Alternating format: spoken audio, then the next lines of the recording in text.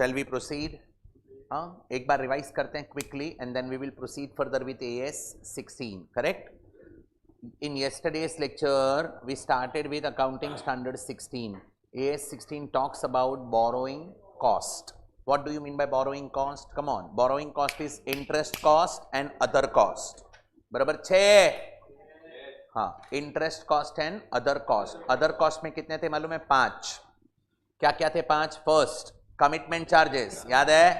Second amortisation of discount on issue of debenture और premium on redemption of debenture, amortisation of ancillary cost. Hello hello, याद है? Ancillary cost means cost connected with borrowings, arrangement of borrowings. Correct. Next finance charges under finance lease. And last but not least, exchange difference arising on foreign currency borrowings which is subject to an adjustment of interest, something like that. Correct? So these para 4E. So these 5 items are also considered as what? Borrowing cost. समझा नहीं समझा? बोलो. Then we solved 4 questions yesterday. Question 1, 2, 3, 4 हो गया है, देख लो. तू lucky ना लाइव? तू हती online? Oh, I thought you were not there. चलो, हमने શું છે આમાં ઝૂમમાં ખબર જ નથી કોણ છે કોણ નથી. ઝૂમ એટલે કરવું પડે, વિન્ડો ઓપન કરવી પડે. ये रहा, आज कोई नहीं. ठीक है, चलो डन. 1 मिनट इधर तक समझा? ओके, नाउ टेल मी कि बोरोइंग कॉस्ट का करना क्या है. पूरा स्टैंडर्ड बात किस पे करता है? What to do about borrowing cost. Come on, treatment क्या रहेगा बोरोइंग कॉस्ट में? If borrowing cost is connected with, come on, construction, acquisition, construction and production of qualifying asset, then it will be capitalised. Otherwise borrowing cost will be charged off to P&L. Correct. What do you mean by qualifying asset? The asset which will take substantial period of time to get ready for its intended use. Correct? Or sale. Substantial period मतलब more than 12 months. More than 12 months. Accounting standard interpretation ने बोला है more than 12 months. Longer or shorter period can be justified. As far as problem solving is concerned, up to 3 months we will say it is not significant period, substantial period.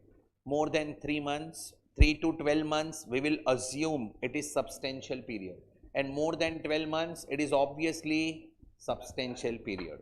Correct? याद रहेगा? पक्का? बोलो. अभी उसके बाद में हमने capitalisation criteria सीखा था कि कमेंसमेंट कभी करने का, देन सस्पेंशन कभी होगा, एंड सेसेशन कभी होगा. These 3 areas we considered in yesterday's lecture. Now we are pending with only last area, types of borrowing. Start करो. Types of borrowings लिखना है. वो हो जाएगा तो अपना थियरी कंप्लीट.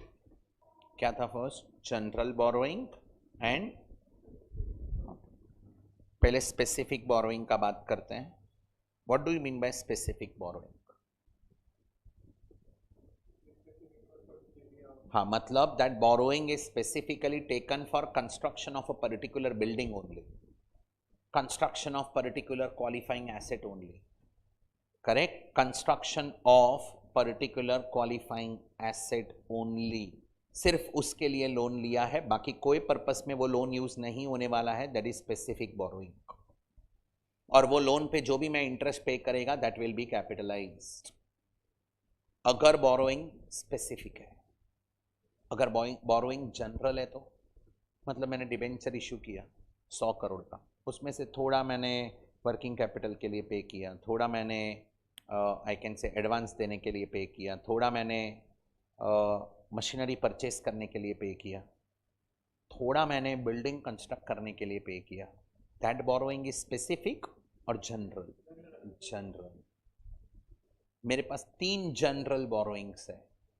मैंने बैंक से लोन लिया हुआ है 3, सबके रेट ऑफ इंटरेस्ट अलग है. 100 करोड़ 100 करोड़ 100 करोड़ 300 करोड़ का लोन है. थोड़ा वर्किंग कैपिटल में यूज कर रहे हैं, थोड़ा एडवांस में यूज किया, थोड़ा मशीनरी परचेज किया, थोड़ा कंस्ट्रक्शन में यूज कर रहे हैं। बोलो कौन सा लोन कंस्ट्रक्शन में यूज हो रहा है? जनरल बोरोइंग का कौन सा? 3 लोन है, एक एक्सिस बैंक से, एक आईसीआईसीआई, एक कोटक। तीनों के रेट अलग हैं। क्या इंटरेस्ट कैपिटलाइज करूं, कैसे करूं? समझा प्रॉब्लम किधर आने वाला है? More than one loans are there and they are general borrowings, then there is a problem. बोल दो single liner, we have to apply weighted average rate. Weighted average interest rate find करने का, और weighted average interest उसको बोलते हैं weighted average capitalisation rate. वो rate पे हम इंटरेस्ट को कैपिटलाइज करेंगे। वो फाइंड कैसे करने को बताएगा, बहुत सिंपल है। लोन का अमाउंट इंटरेस्ट का अमाउंट डिवाइड कर दो, हो गया weighted average rate into 100। Total interest upon total loan into 100, तो वेटेड एवरेज मिल जाता है कि नहीं? बस ये सिंगल लाइनर, अभी मैं थियरी देगा डिटेल में, but as a student you should remember this, that's it. चलो पहले एक काम करो, स्पेसिफिक में लिखो amount borrowed specifically for the purchase of qualifying assets.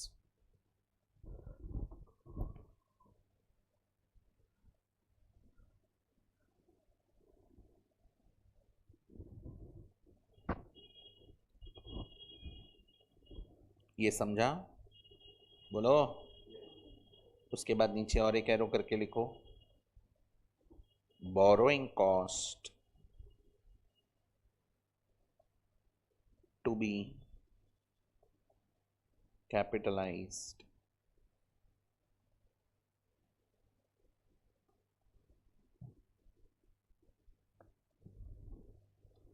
is equal to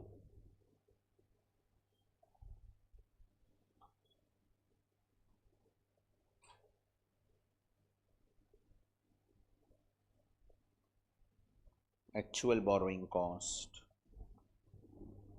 minus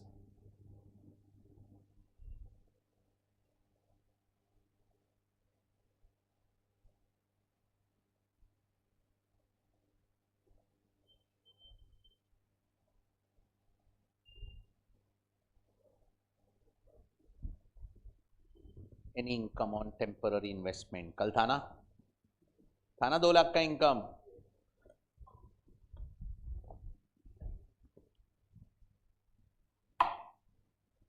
एक मिनट, ये समझा कि नहीं समझा? पक्का? શું થયું આજે? मूड नहीं दिख रहा है? क्या किया आज?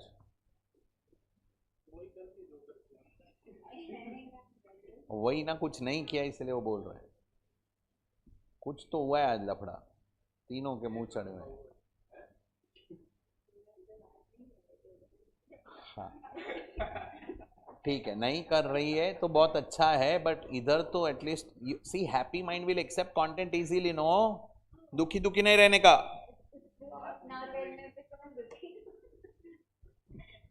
यहां तक समझा? एक मिनट, स्पेसिफिक बोरोइंग क्लियर? हाँ, इसमें जो भी इंटरेस्ट पे करेंगे उसको कैपिटलाइज करने का। अगर वो बोरोइंग को थोड़े टाइम के लिए कहाँ इन्वेस्ट किया है एफडी वगैरह में, उस पर कुछ इनकम मिलेगा तो बोरोइंग कॉस्ट में से वो माइनस करने का। अंडरस्टूड? इधर आ जाओ, जनरल बोरोइंग अमाउंट बोरोड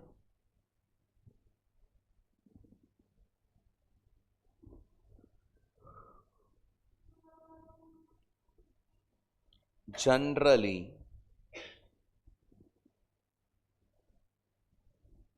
मतलब कोई पर्पस के लिए लोन नहीं लिया, ऐसे ही जनरल पर्पस के लिए लोन लिया था।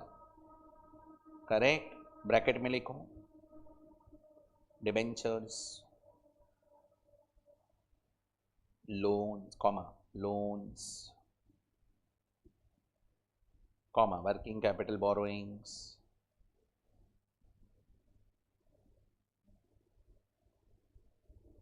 Etcetera.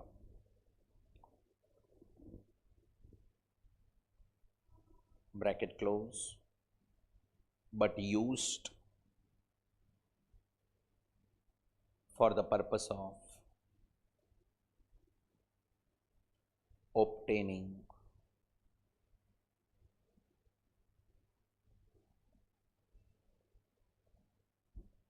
qualifying asset.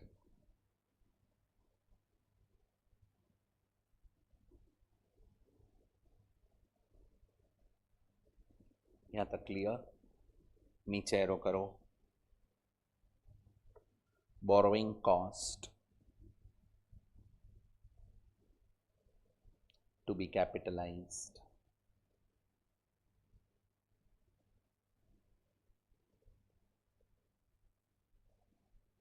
by applying capitalization rate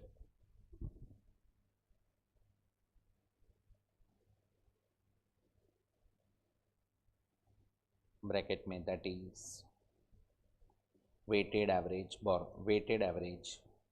rate.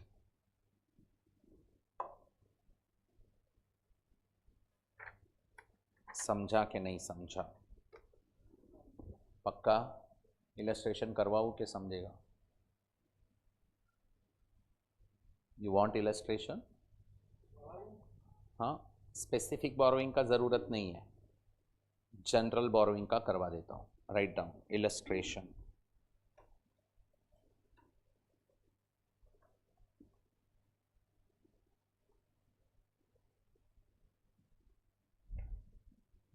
दोनों करना है. एक ही जनरल बोरोइंग वेटेड एवरेज वाला चाहिए. लिखो लोन टेकन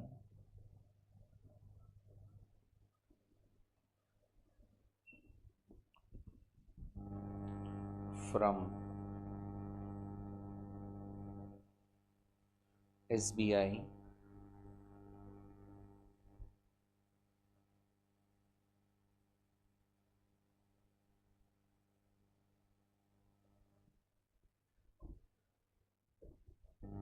क्या भाव पे लिया? 12%.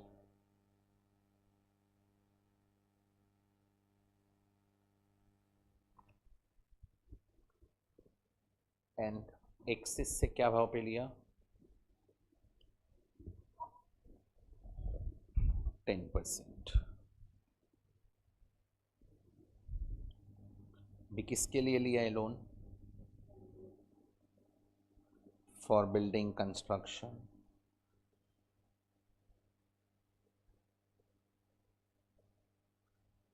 में 90 लाख यूज करेंगे for ceiling construction.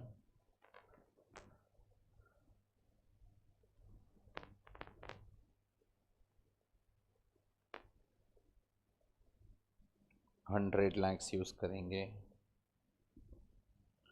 For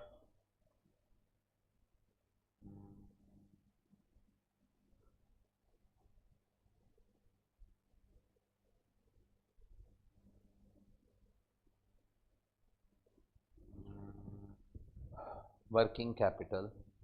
40 lakh use करेंगे.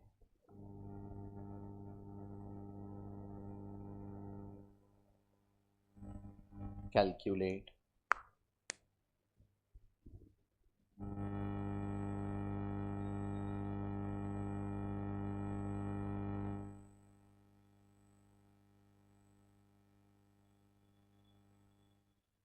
the amount of borrowing cost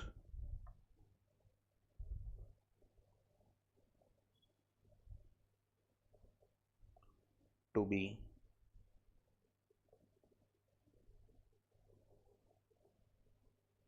capitalized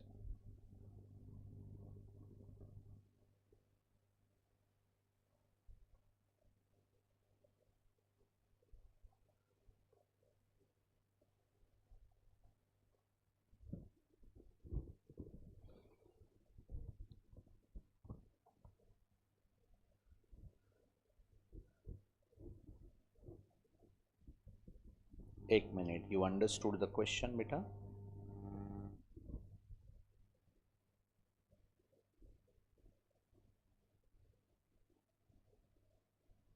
का, अभी मेरे को बोलो, we have to find out what, सबसे पहले क्या फाइंड करेंगे? ओके मेरे को बोलो, ये जो लोन लिया 230 lakhs का, किधर किधर यूज किया?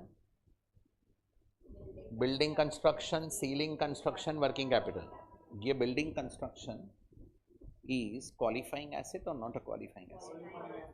Ceiling and working capital, तो ये दोनों का इंटरेस्ट कैपिटलाइज होएगा ना, तो अभी ये दोनों का इंटरेस्ट फाइंड करना पड़ेगा। बट एक मिनट, मेरा क्वेश्चन ये है कि ये 90 लाख बिल्डिंग कंस्ट्रक्शन में जो यूज किया पैसा, ये कौन सा लोन में से लिया रहेगा? Can you identify? Is there one to one relationship? No, we can not identify because loans are general borrowings. थोड़ा उधर से यूज किया रहेगा, थोड़ा एक्सिस वाले लोन से यूज किया रहेगा, that is why it is called as general borrowings. कौन सा रेट अप्लाई करूं? जनरल बोरोइंग में we have to apply weighted average rate, capitalisation rate, बरोबर है? More than one general borrowing रहेगा तो कैपिटलाइजेशन रेट, एक ही रहेगा तो एक ही इंटरेस्ट रेट रहेगा ना। क्लियर? ये बोल दीजिए ना। हाँ अभी लिखो इधर, सबसे पहले क्या फाइंड करेंगे?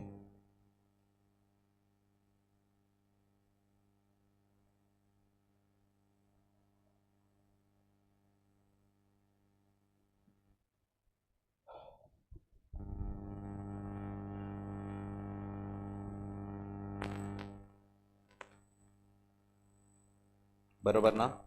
ये कौन सा लोन है? कितना आ रहा है?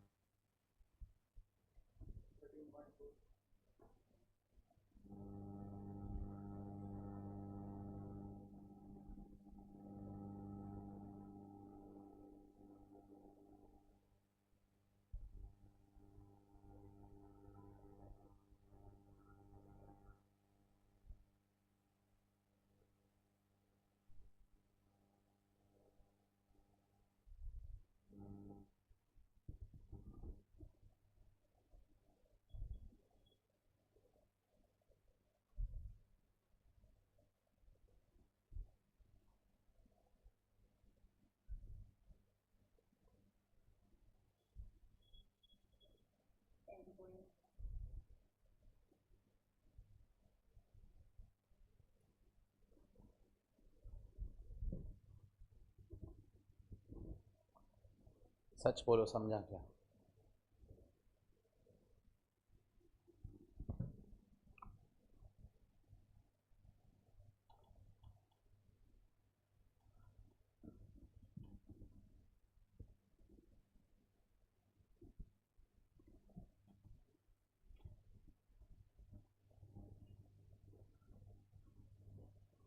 बरोबर।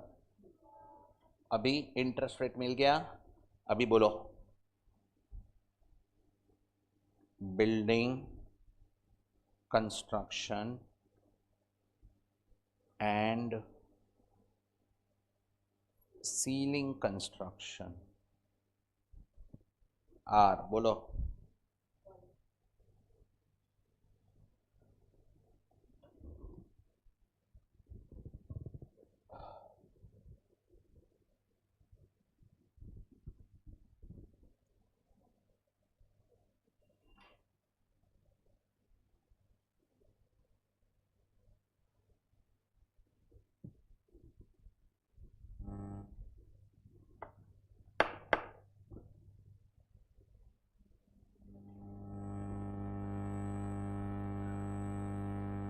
भी बिल्डिंग अकाउंट में कितना कैपिटलाइज होगा?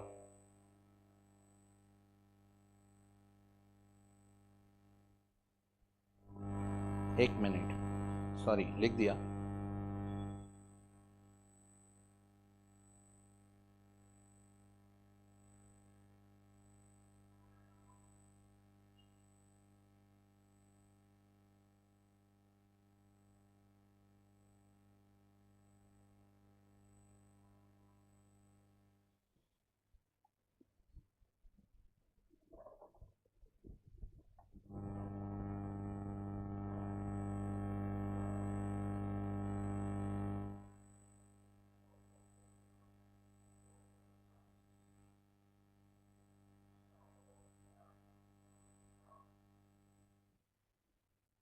बराबर है।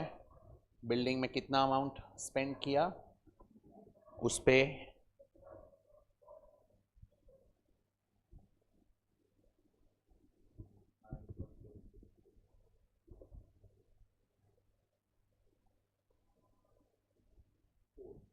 ठीक ठीक है ना।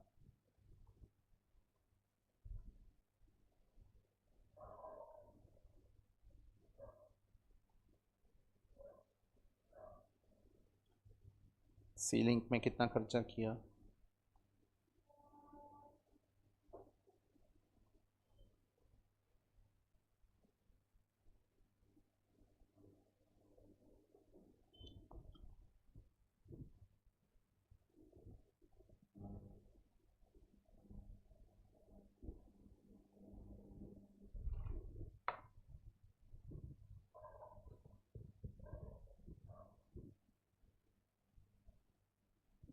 Done everybody, that's it.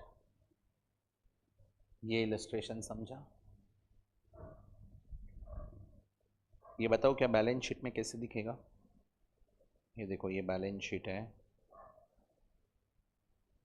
इसमें बिल्डिंग दिखेगा 90 lakhs बराबर, प्लस क्या लिखेगा बोरोइंग कॉस्ट 9 पॉइंट,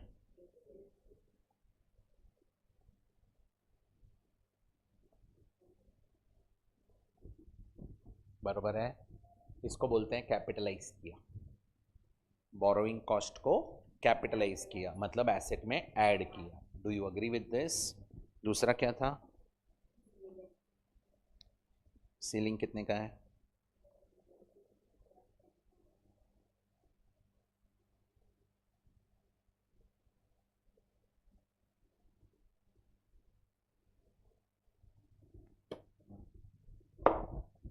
सच्ची सच्ची बोलो समझा। लिखना है ये, कर लो, देख लिख लो आपके रेफरेंस के लिए।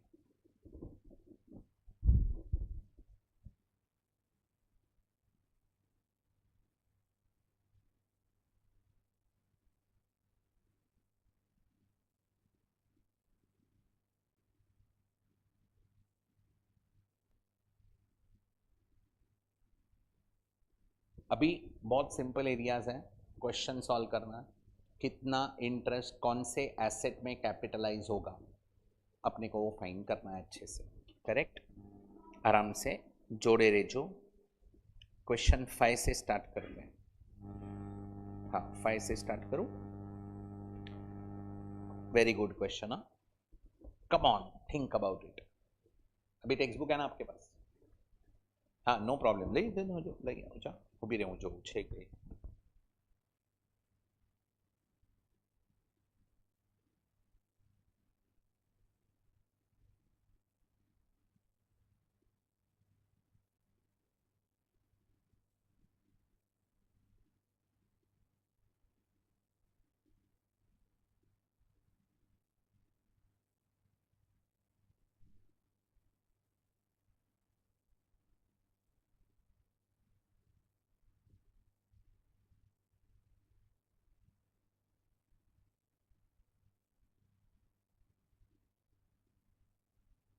रेट अलग अलग थोड़ी होता है।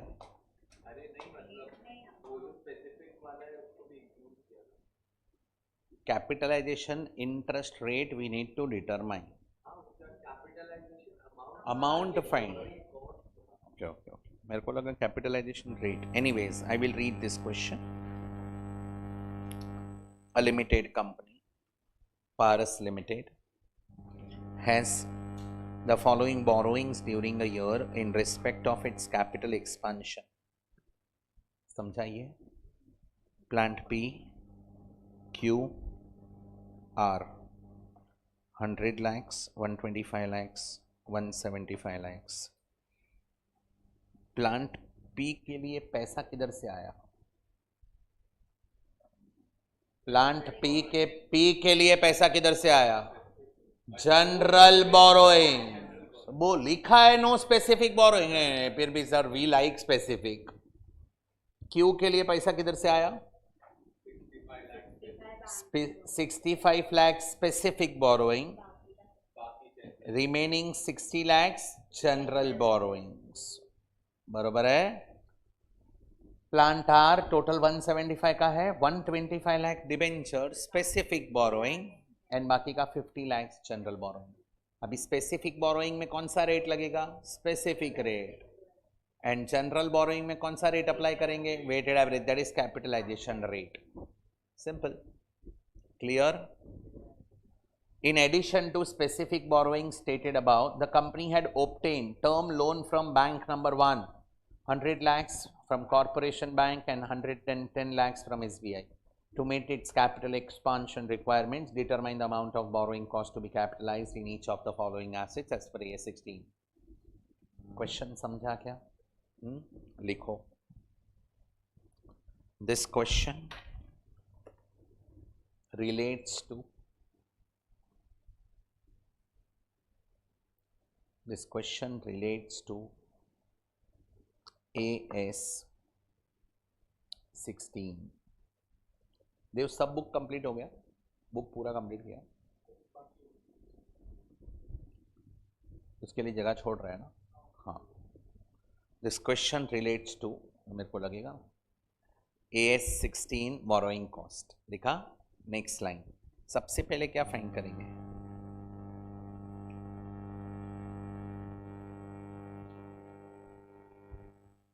सबसे पहले क्या फाइंड करेंगे?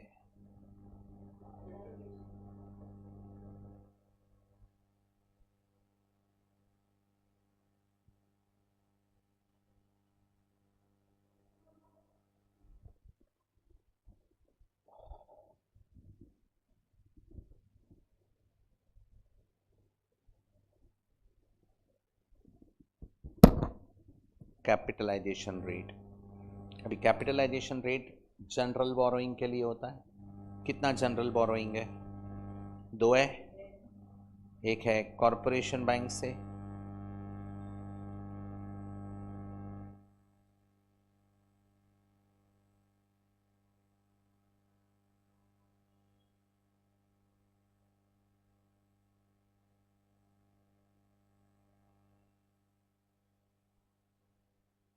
कितना है?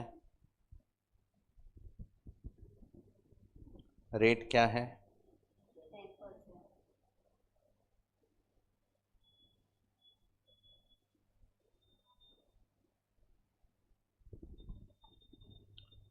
And interest?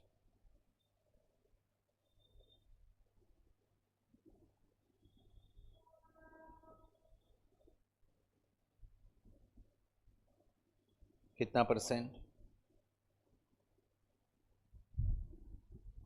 SBI 11.5.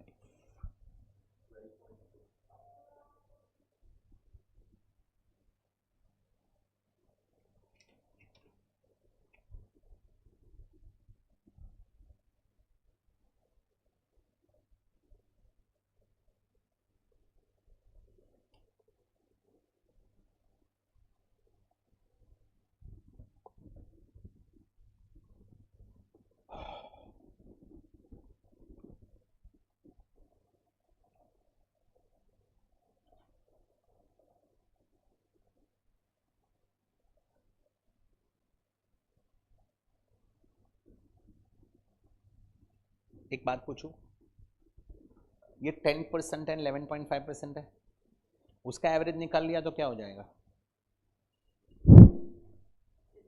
Simple average method हो जाएगा. Can we apply simple average? No, it is nonsense, it is absurd. सिर्फ रेट का एवरेज निकाला ना, 10 + 11.5 डिवाइड बाई 2, सिंपल एवरेज हो जाएगा. अपने को क्या अप्लाई करने का? वेटेड एवरेज में लोन का अमाउंट भी लेना चाहिए, इसलिए ये अपॉन वो कर रहे हैं. समझाइए. कितना था? 22 पॉइंट,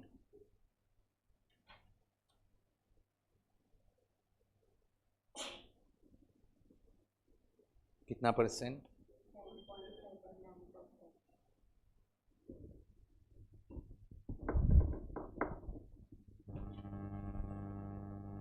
सबको समझा?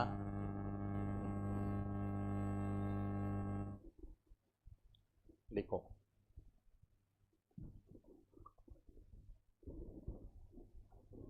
we are assuming plant P, Q and R are qualifying assets.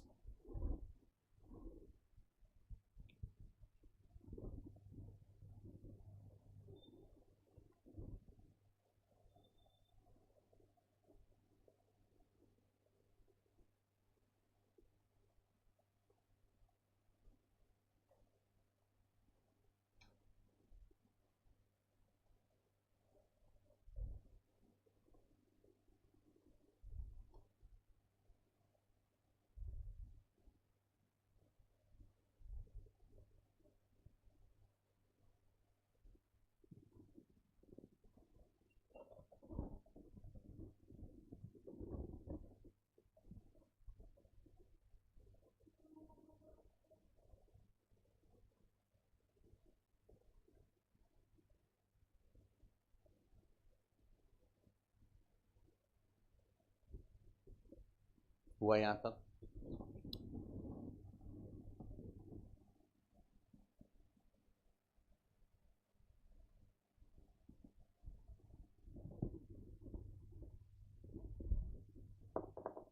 बोलो प्लांट पी कितने का था?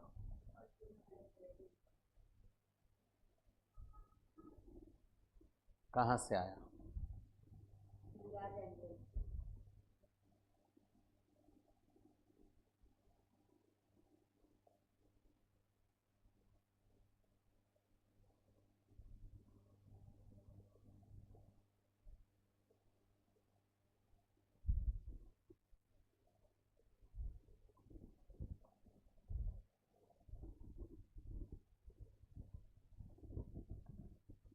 बराबर है। अभी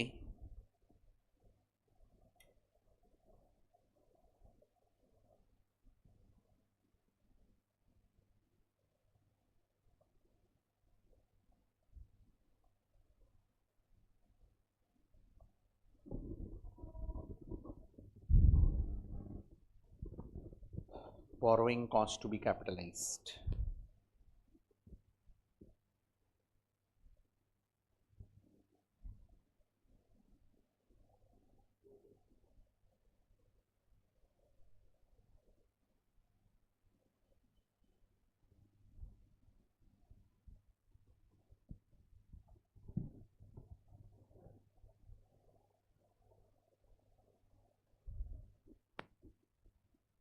बराबर।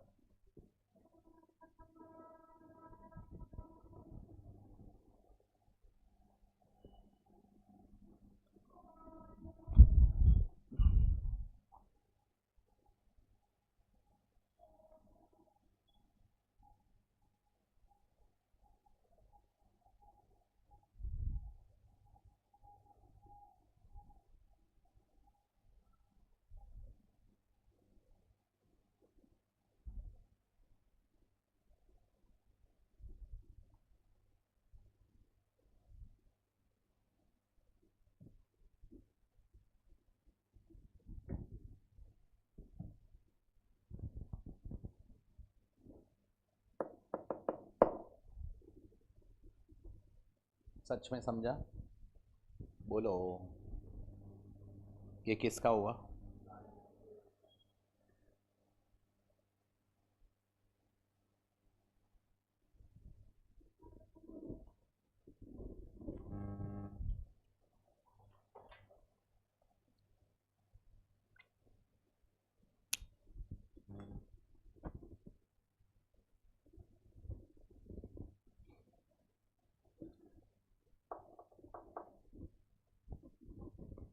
कितने का है प्लांट क्यू?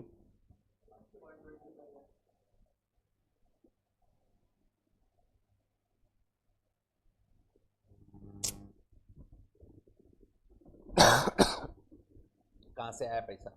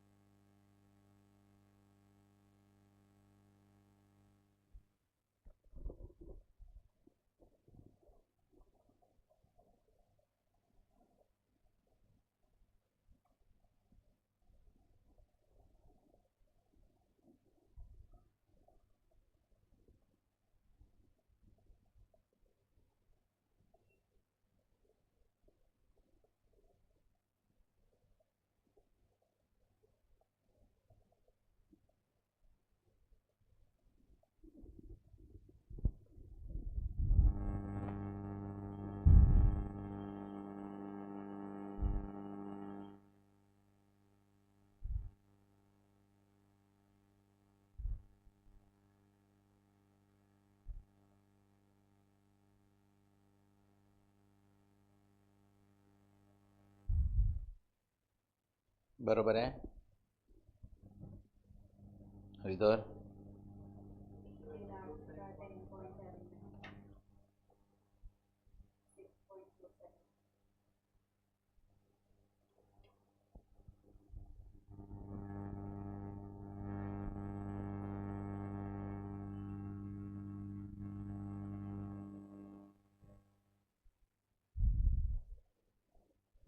6 point.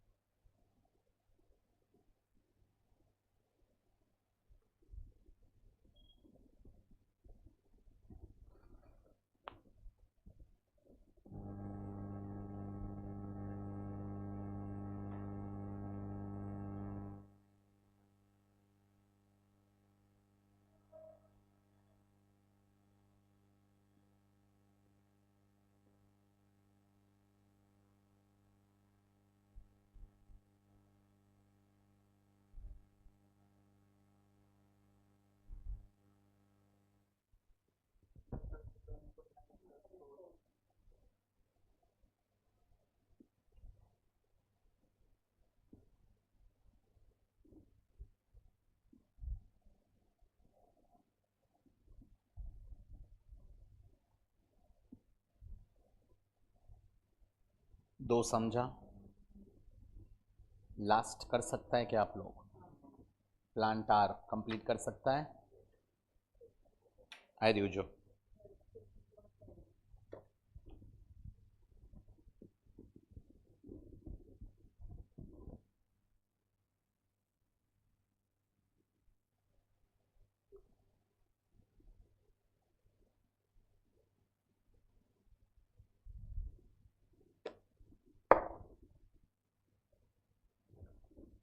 Question 6.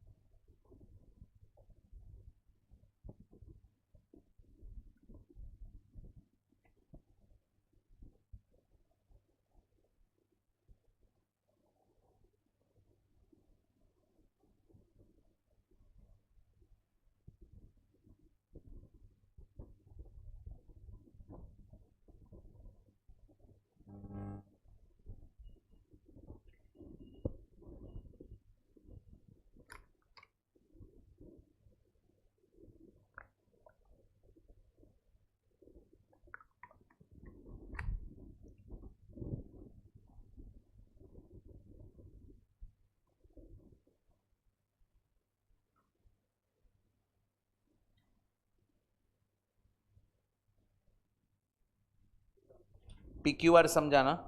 हाँ, come back. X Limited begun construction of a new plant on 1st April 2011. Do you agree with this? Okay. कभी काम चालू किया? Obtained a special loan of 4 lakh.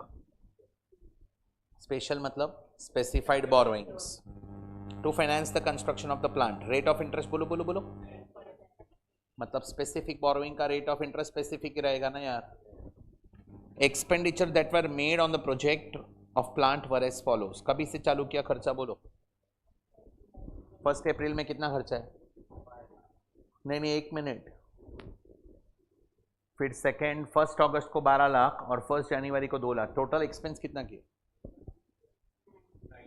19 lakh में से स्पेसिफिक बोरोइंग कितना है? 4 लाख। तो 15 लाख जनरल बोरोइंग रहेगा। ये समझा कि नहीं समझा? पक्का?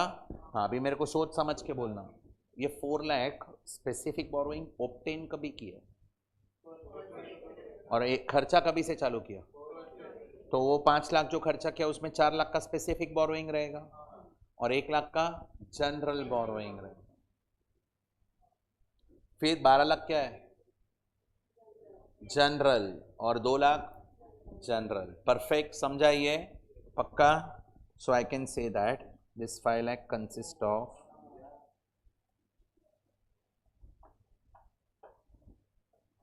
ये क्या है?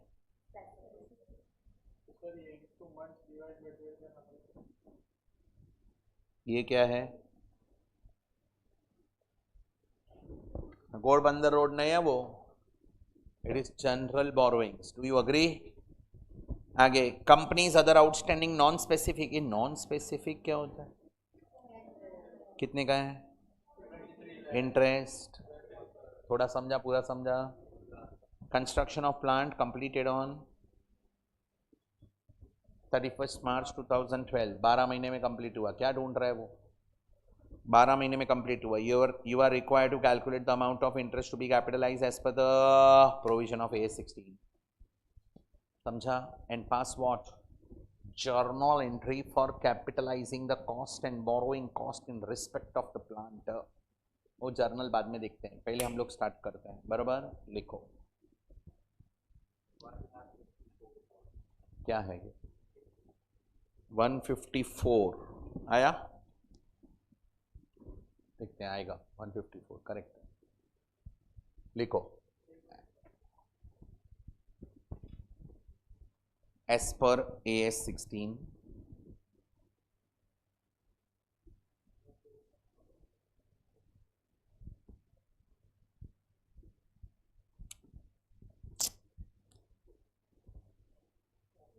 as per AS 16 borrowing cost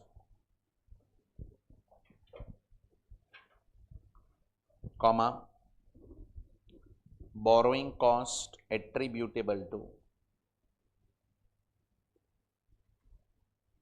acquisition, construction and production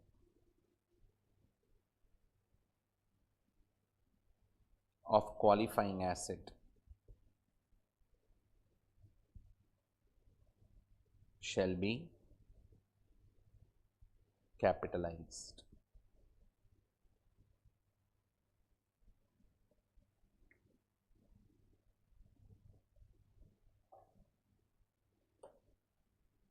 Next line, qualifying asset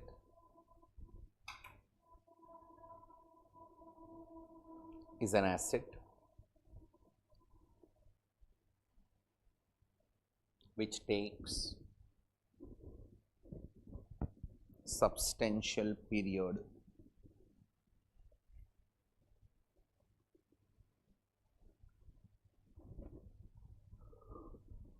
of time to get ready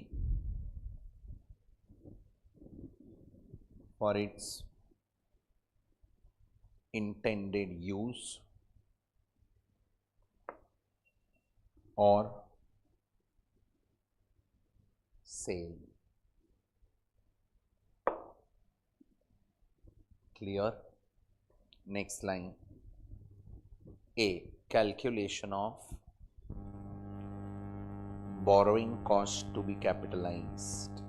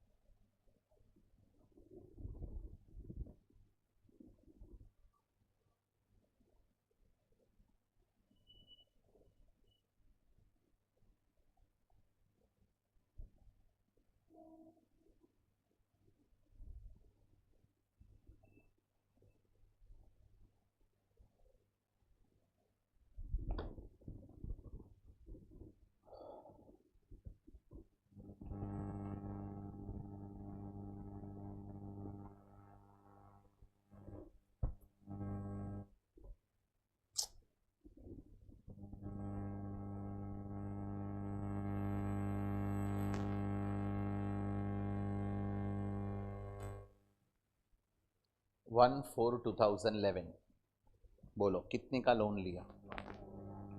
5 lakhs का लोन है कि 5 lakhs का एक्सपेंडिचर है? दोनों लोन ही है। 4 lakhs का स्पेसिफिक लोन लिया,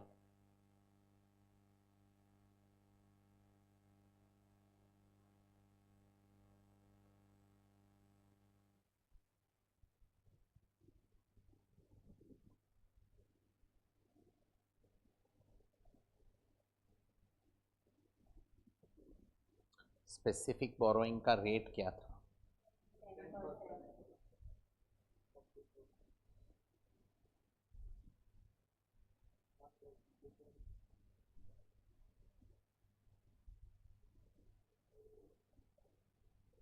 क्या रेट है?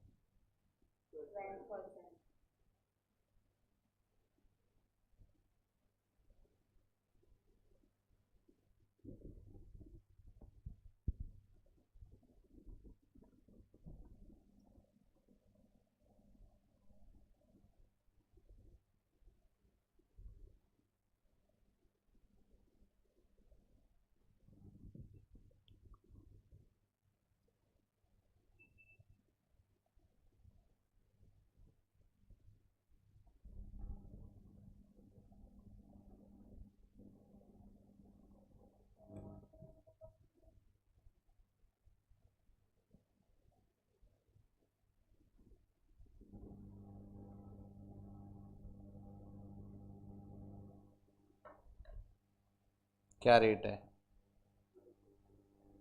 कितना मंथ्स? 1 अगस्त को किया ना ये एक्सपेंडिचर, तो जनरल बोरोइंग का 1 अगस्त से इंटरेस्ट लगेगा। कितना आ रहा है?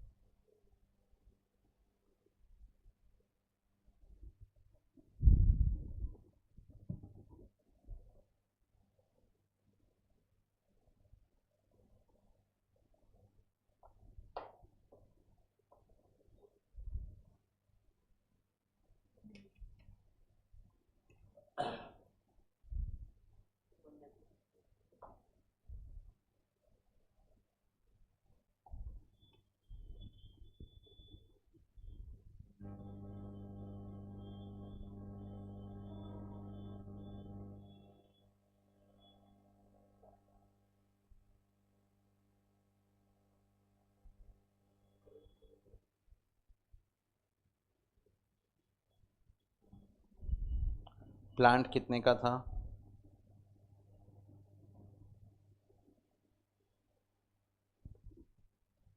प्लांट कितने का था?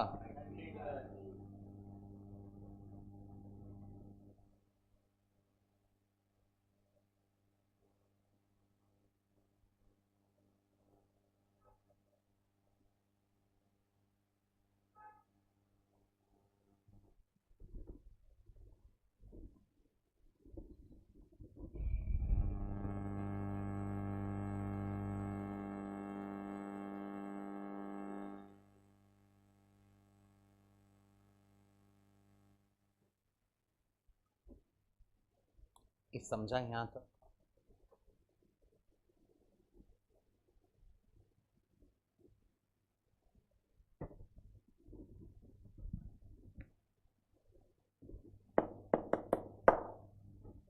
ए छोकरी, क्या नाम? एंट्री क्या आएगा बोलो? एंट्री किसका करना है पहले मेरे को वो बोलो। ये 4 लाख, 1 लाख, 5 लाख का खर्चा कभी किया? 1 अप्रैल को प्लांट के पीछे। फिर 1 अगस्त को 12 लाख का खर्चा प्लांट पे किया। फिर 1 जनवरी को 2 लाख का खर्चा प्लांट पे किया। टोटल प्लांट पे 19 लाख का खर्चा किया है और 1,54,000 का इंटरेस्ट पे किया लोन पे। वो इंटरेस्ट कैपिटलाइज करना है। टोटल प्लांट कॉस्ट रहेगा 20,54,000। एंट्रीज कैसे करना चाहिए? हाँ, लोन लिया उसका? नहीं नहीं,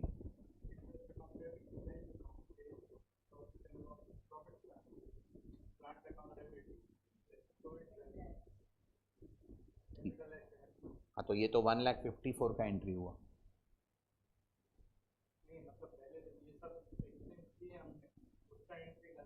तो बोल बोल, हाँ कभी कभी।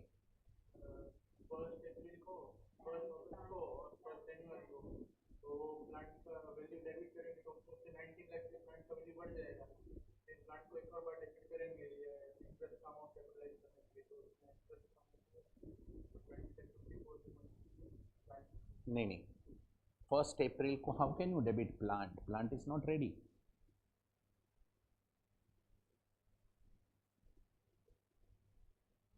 प्लांट थोड़ी रेडी है, रेडी रहता तो फिर ये इंटरेस्ट कैपिटलाइज ही नहीं करते ना बॉस।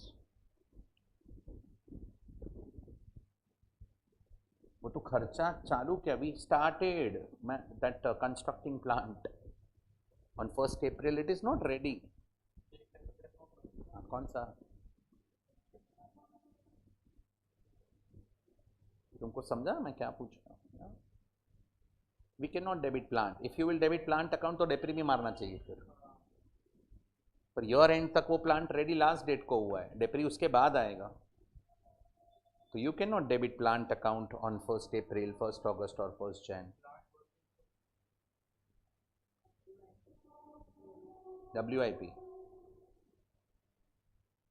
WIP बोलेंगे तो गुड्स का WIP हो जाएगा मैडम।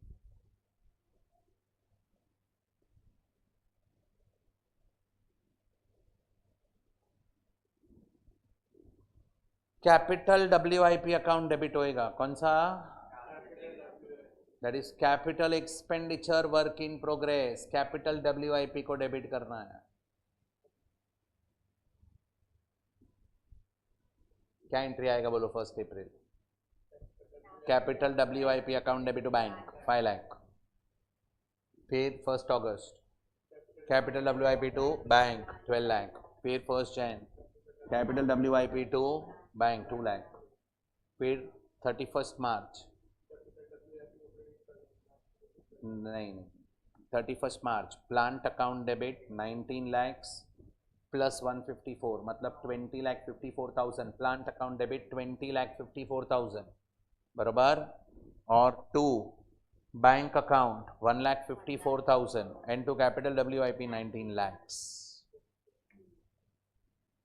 इतना सब एंट्री होना चाहिए, बराबर है। अभी इधर पूछा क्या है? पास ना ना ना ना, पास और जर्नल एंट्री, मतलब ईयर एंड को कंबाइंड एंट्री पूछ रहे हो, मतलब इंस्टॉलमेंट में एंट्रीज नहीं कर रहे हैं हम, एंट्री कंबाइंड एक ही एंट्री करेंगे। इंस्टीट्यूट भी एक ही एंट्री करता है, so will go for single entry. Correct? क्या एंट्री करेंगे बोलो?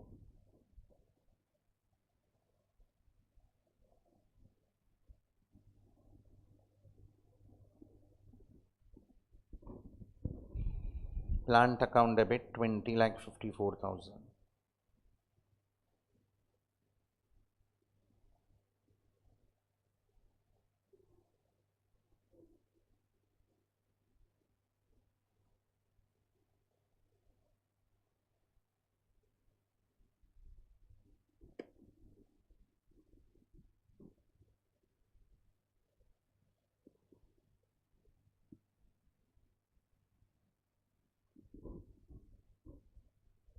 Capital WIP debit credit cancel हो जाएगा ना, नेट एंट्री यही बनेगा।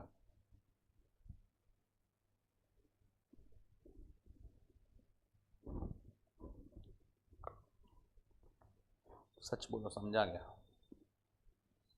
नव्या बोलो। एक ही एंट्री इंस्टीट्यूट पास करता है। आपको सारे करने हैं तो मैंने बोला वैसे all entries you can pass. 3 4 entry आएगा। समझा? कौन सा क्वेश्चन किया बोलो? हाँ 7th।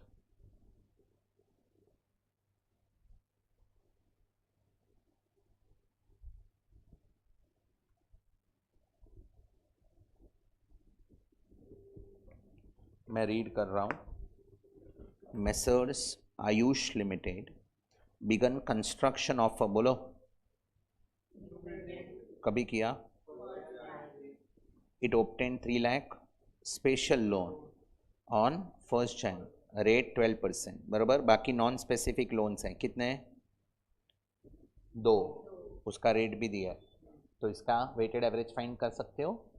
और फिर जनवरी 3 लाख का खर्चा, कुछ नहीं बोला है, मतलब सब फर्स्ट रहेगा, बरोबर। Building was completed on 31st December 2014. Following principle of AS 16 borrowing cost, calculate the amount of interest to be capitalized and pass one journal entry. समझा ये? क्लियर? हाँ भी, तुम क्या करके देगा मेरे को पहले वो बोलो। सिमिलर क्वेश्चन कर पाएगा? करो जल्दी, 5-7 मिनट्स में कर दो।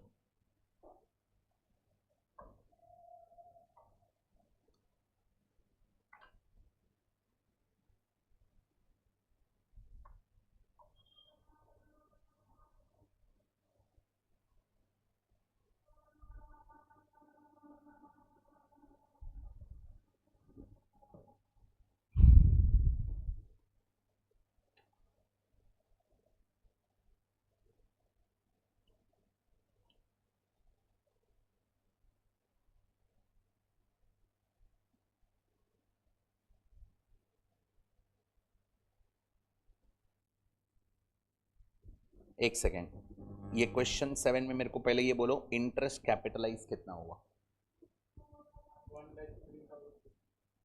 इंटरेस्ट 1 लाख, ये है बरोबर, करेक्ट। और एंट्री क्या हुआ? ए प्लांट है ही नहीं, बिल्डिंग है रे, गांव से आया, याद हो गई यार, ये क्या बात कर रहे हैं यार, ऐसा थोड़ी होता है, कोई भी क्वेश्चन में प्लांट थोड़ी होता है।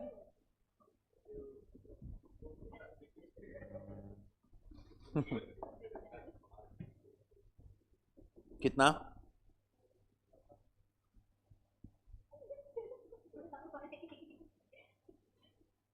ये जो फर्स्ट 3 लाख है, ए फर्स्ट 3 लाख स्पेसिफिक है कि जनरल?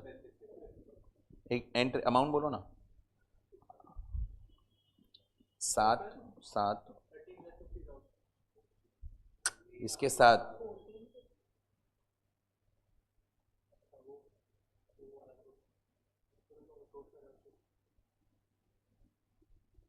किया, ये आया भाई? अभी है ना, ये क्वेश्चन करवाता हूँ, इसमें इंस्टीट्यूट ने ना एरर किया है, करना है? बोल दीजिए ना। क्वेश्चन 15 इंस्टीट्यूट एग्जाम क्वेश्चन है, इंस्टीट्यूट ने एरर किया है। आप पहले रीड करो एक बार, फिर मैं आपको बताता हूँ क्या मिस्टेक है।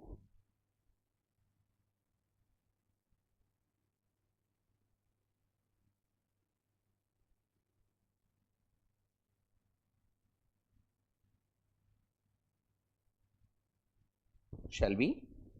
Yeah, H Limited begun the construction of a new building on 1st April 22. बस रुक जाना, 1st April से काम चालू हुआ है, begun कंस्ट्रक्शन चालू हुआ। It obtained special loan 6 lakhs on 1st April and interest कितना बोलो? Company's other outstanding to non-specific loan on 1st April 2022 30 lakhs 54 lakhs। समझा? इससे क्या मिलेगा? कैपिटलाइजेशन रेट मिल जाएगा। इधर तक आप कर पाएगा? हाँ। अभी इंस्टीट्यूट ने क्या मिस्टेक किया वो सुनो, आराम से मेरे साथ रहना। The expenditure incurred on the building project was as per detail given below. 1st May 12 lakh rupees expenditure done. पैसा किधर से आया बोलो?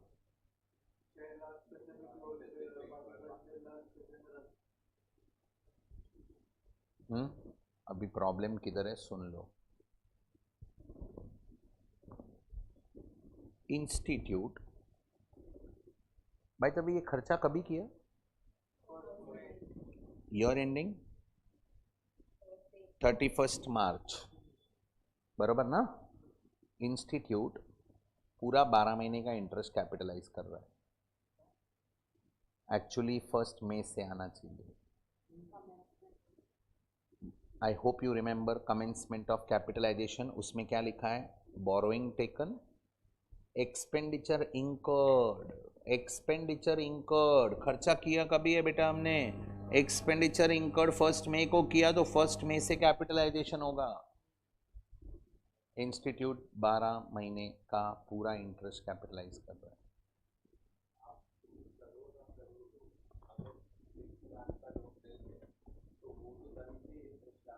वो चार्ज करेगा, वो इंटरेस्ट पीएनएल में जाएगा 1 महीने का। वो मैंने टाइमलाइन ड्रॉ करवाया था, याद रहेगा तो देखो, देखो याद है, कल तू अलग मोड में था, वो बात अलग है तभी। करेक्ट, 1 मिनट, हाँ ये समझा कि नहीं, ये सच्चाई समझी तेरे को, हाँ 1 मिनट, ये 6 lakhs पे 11 महीना आएगा, ये 6 lakhs जनरल बोरोइंग है, उस पर भी 11 months आएगा, करेक्ट। फिर 1 जुलाई से आई कैन से 9 months का इंटरेस्ट आएगा। एंड ये कहाँ से आया पैसा, जनरल बोरोइंग्स, बराबर है। फिर 1 अक्टूबर, 1 मार्च, following accounting you are required to calculate amount of interest to be capitalized, also give one journal entry। अभी एक ही प्रॉब्लम हो गया इसमें, 1 मई बोला है ना, तो उसमें 12 महीना नहीं आना चाहिए, इट शुड बी 11 months, 11 लेंगे आप, लॉजिक के हिसाब से जाते हैं, बस ये एरर है, बाकी ये क्वेश्चन सिंपल है, कर पाएगा, बोलो करो।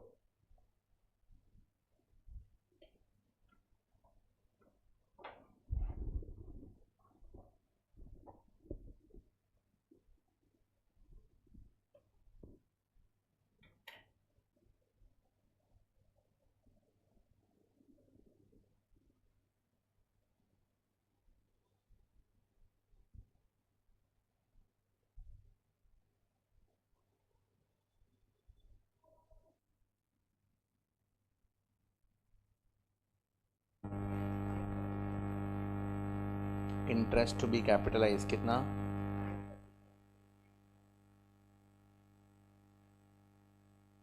एंट्री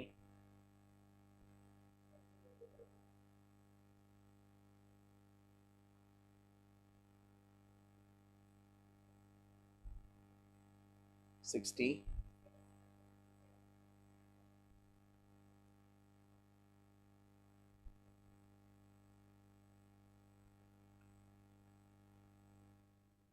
समझा, पक्का।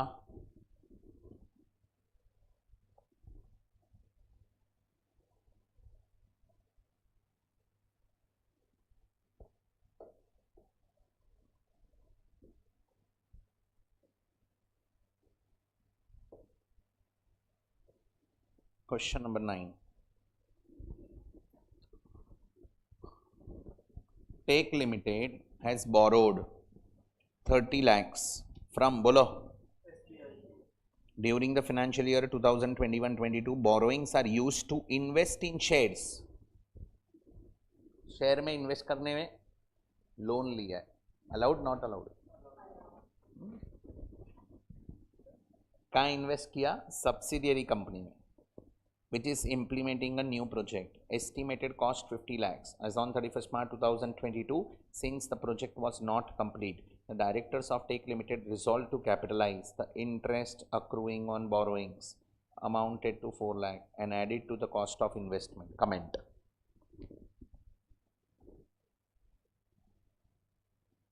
बोलता है बोरोइंग कॉस्ट ये लोग ने इन्वेस्टमेंट में ऐड कर दिया, कर सकते हैं कि नहीं कर सकते हैं, हाँ, it is not a qualifying asset, other investments are not qualifying asset, investment in property is qualifying asset, so ये लोग ने जो किया है वो करेक्ट है कि रॉन्ग है, आंसर पढ़ो नीचे। As per AS 13, accounting for investment, cost of investment includes acquisition charges, brokerage fees and duties. In the present case, Take Limited has used borrowed fund for purchasing shares of its subsidiary. 4 lakh interest payable by Take Limited to State Bank of India cannot be called as acquisition charges, cannot constitute as a part of investment, बराबर है। Further, as per AS 16, borrowing cost, qualifying asset is an asset which will take necessarily take substantial period of time to get ready for its intended use or sale. since the shares are ready for its intended use at the time of sale, it cannot be considered as a qualifying asset, hence interest cannot be capitalized. खत्म. समझा नहीं समझा? पक्का? अभी check कर लो ना. 1 to 9 सब हो गया. 8th ट्राई और सेल्फ है बरोबर. 9th हो गया. हाँ 10th हो गया. ट्राई और सेल्फ जाने दो, तुम लोग देख लेना. 11th 12th तक सब हो गया. बोलो. अभी 13 14 दो ही बाकी रह गया ना. बाकी 15 हो गया. 16 ट्राई और सेल्फ है. ठीक है. 13 14 13 नहीं कर सकते अभी, थोड़ी देर के बाद करेंगे. पहले 14 में जाते हैं. अभी दो सम को अपने को टाइम लगेगा, कम से कम 45 मिनट्स टू 1 आवर लगेगा. अभी तुम पहले क्वेश्चन 14 जितना जल्दी करेगा उतना जल्दी में लास्ट कॉन्सेप्ट पैरा 4E में जाएगा और उसके ऊपर वो क्वेश्चन 13 करना है. अभी पहले क्वेश्चन 14 रीड करो अच्छे से एक बार.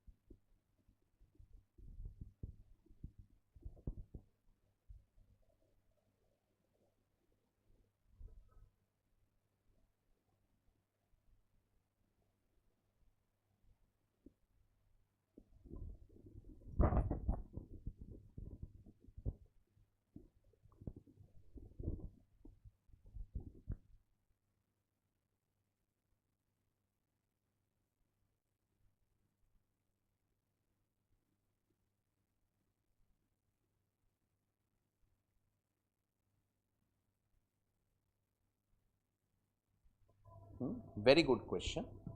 ध्यान देना. 10-15 मिनट छोटा सा क्वेश्चन है, ऐसा कुछ रॉकेट साइंस नहीं है. Harish Construction Company is constructing a huge building project consisting of 4 phases. मतलब बड़ा प्रोजेक्ट रहेगा, टाउनशिप रहेगा. It is expected that full building will be constructed over सालों तक चलेगा काम. Phase 1 and phase 2 of building will be started as soon as they are completed. ये समझा नहीं?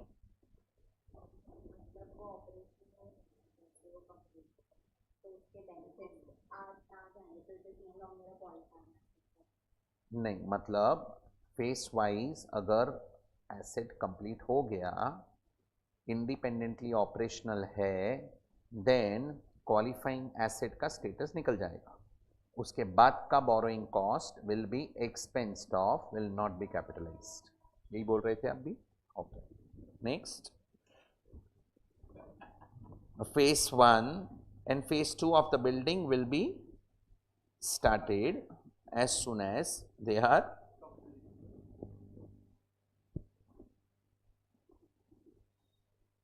आगे. फॉलोइंग मतलब ये स्टेटमेंट में कुछ तो गड़बड़ लग रहा है. See, it is not clear statement. आपने इंटरप्रेट किया, that is correct interpretation, but the statement is wrong. Correct, your feeling is correct, I agree कि जो फेज 1 फेज 2 इंडिपेंडेंटली कंप्लीट हो जाएगा, उसके बाद में capitalisation will cease. Correct, but ये तो नहीं, स्टेटमेंट उसके लिए नहीं है. लॉजिकली स्टेटमेंट क्या होना चाहिए? Phase 1 and 2 of the building will be started and it will be completed in the current year. ऐसा होना चाहिए. Correct. Following is the detail of work done on different phases of building in current year, rupees in lakhs.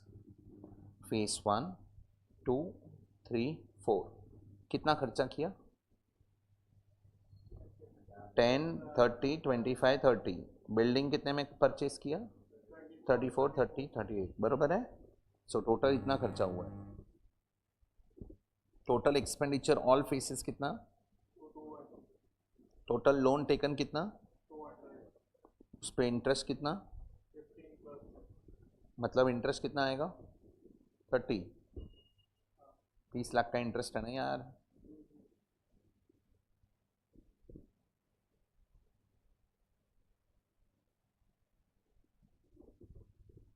बराबर है.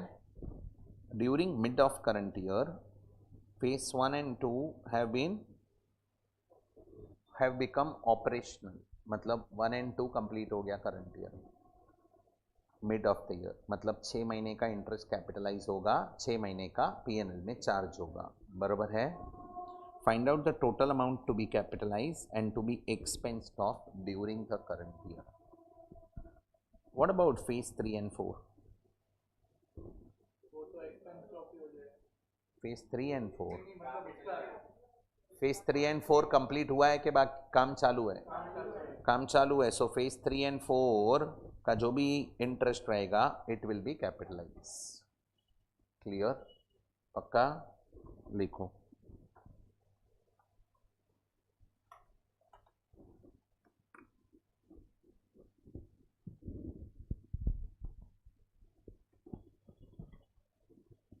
This question relates to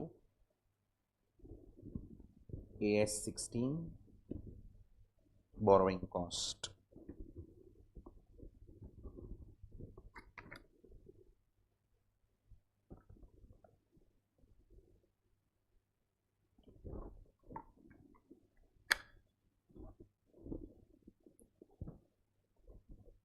Next line, calculation of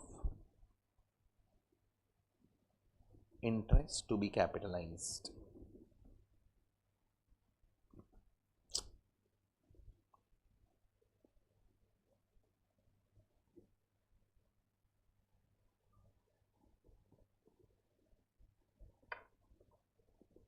Particulars and amount bracket में rupees in lakhs.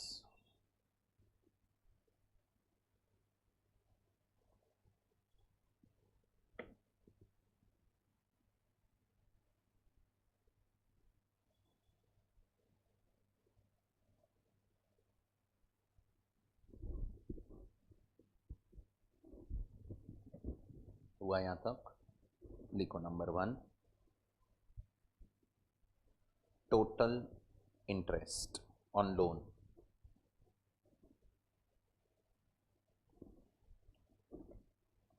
Next line bracket बाजू में या next line bracket 200 into 15%।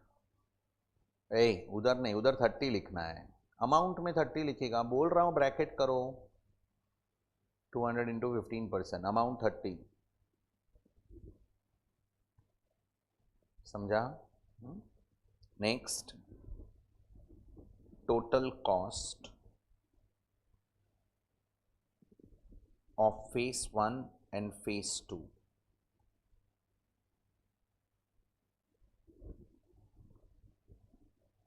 बोलो। 34 plus 64, bracket में 34 plus 64 98। एक line छोड़ के number 3, total cost of phase 3 and 4,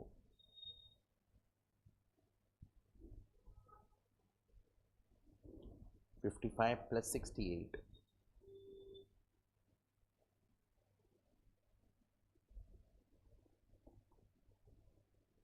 कितना आ रहा है ये?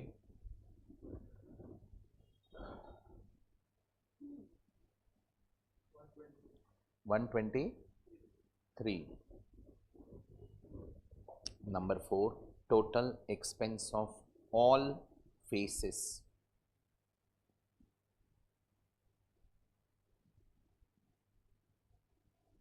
98 plus 123, 221, वो तो दिया ही है।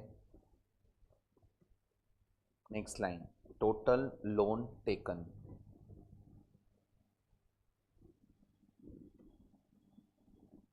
$200।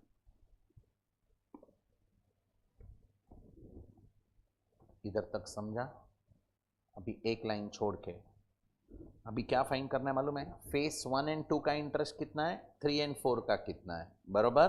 तो जितना लोन फेस 1 एंड 2 में यूज किया रहेगा उसके हिसाब से इंटरेस्ट 1 एंड 2 का आएगा। जितना लोन 3 एंड 4 में किया रहेगा अकॉर्डिंगली इंटरेस्ट उधर आएगा। करेक्ट? लिखो next line, interest on loan, point number क्या है ये? 6 interest on loan for face 1 and 2।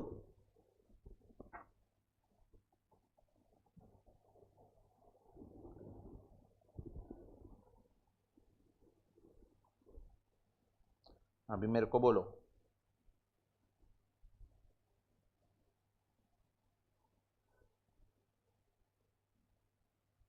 कितना खर्चा किया टोटल, बराबर है? और उस पे टोटल इंटरेस्ट कितना है? अभी फेस 1 एंड 2 का कितना?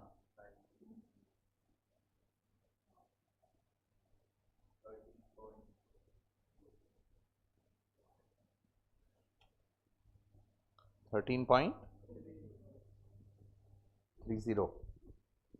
अभी ये किसका इंटरेस्ट है? बरोबर है? ये पूरे साल का है, इसमें 6 मंथ्स का कैपिटलाइज करेंगे और 6 मंथ्स का पीएनएल में जाएगा। नहीं, पहले ये समझा कि नहीं समझा?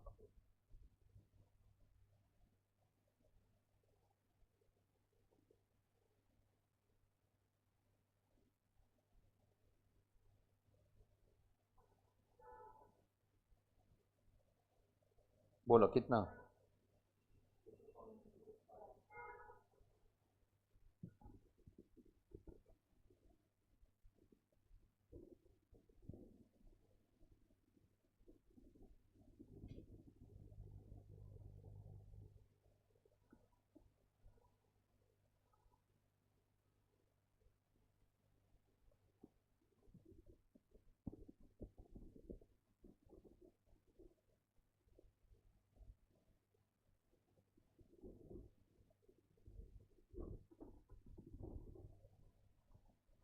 ये सेकेंड 6 मंथ्स का किधर जाएगा?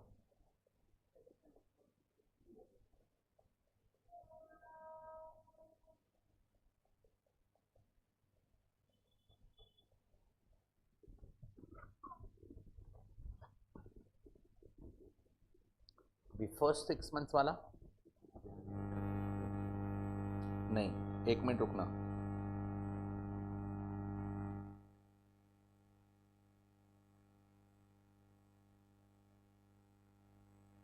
कैपिटलाइज मतलब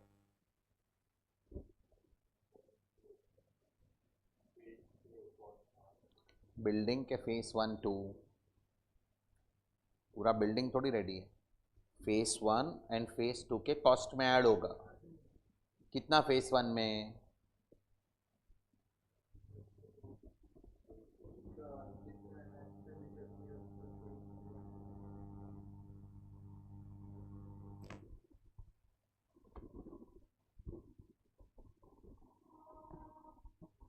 नव्या, आर यू देर? શું થયું? कुछ बोल।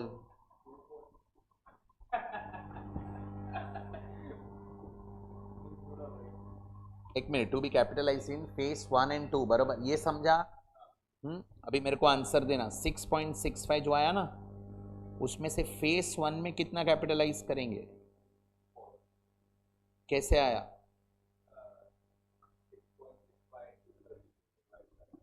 रेशियो क्या लेने का? Expenditure ratio.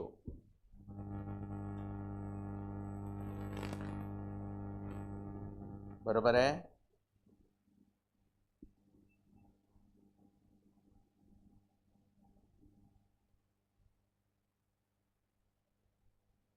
कितना आ रहा है?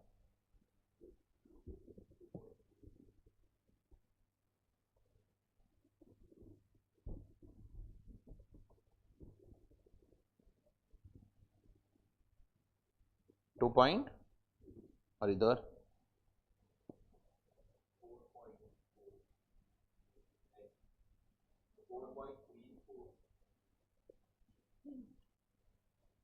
ये भी बैठेगा नहीं, 5 बैठना चाहिए।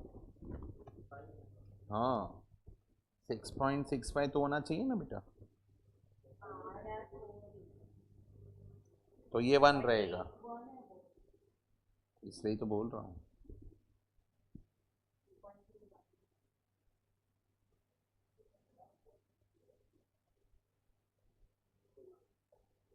सच बोलो, ये समझा क्या?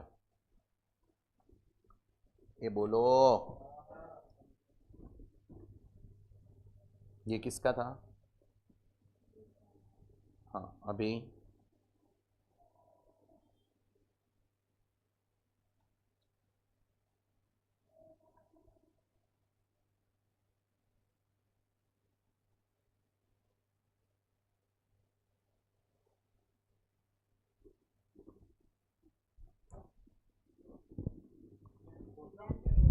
Okay, sorry.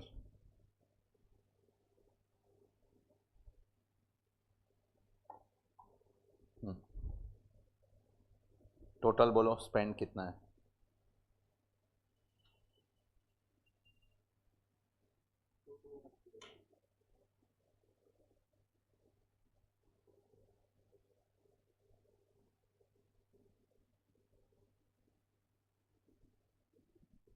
$221 बराबर। इंटरेस्ट कितना?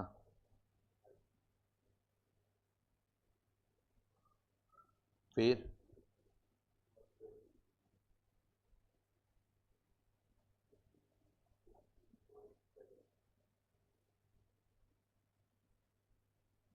क्या करूँ? क्योंकि work is still going on.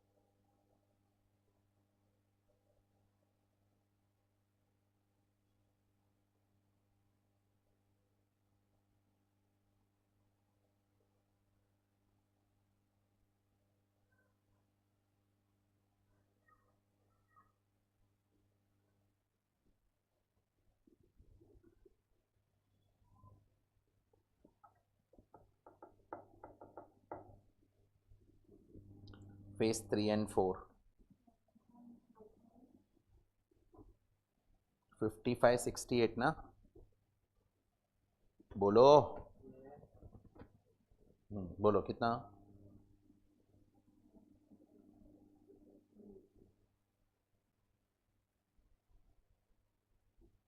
दूसरा 0.23.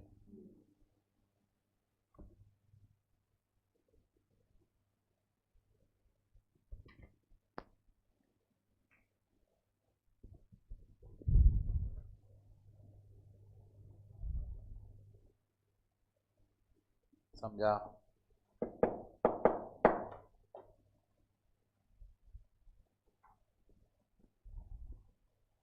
लिखा एवरीबॉडी?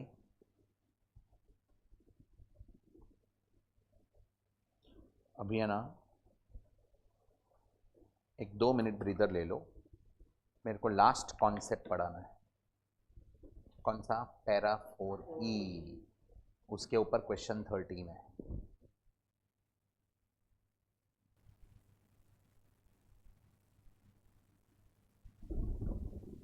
लिखो.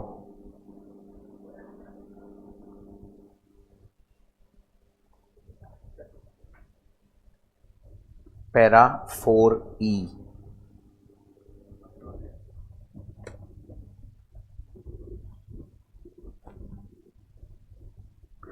लिखो, उसमें मेरे साथ रहना.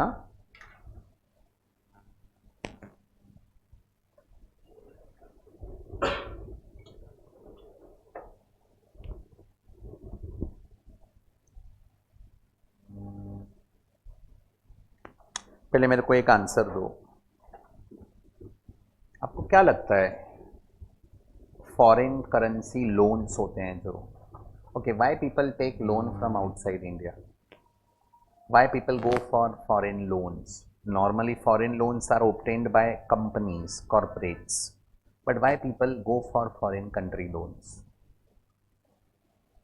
बोल. Because of less interest rate. Foreign country में इंटरेस्ट रेट क्यों कम होता है?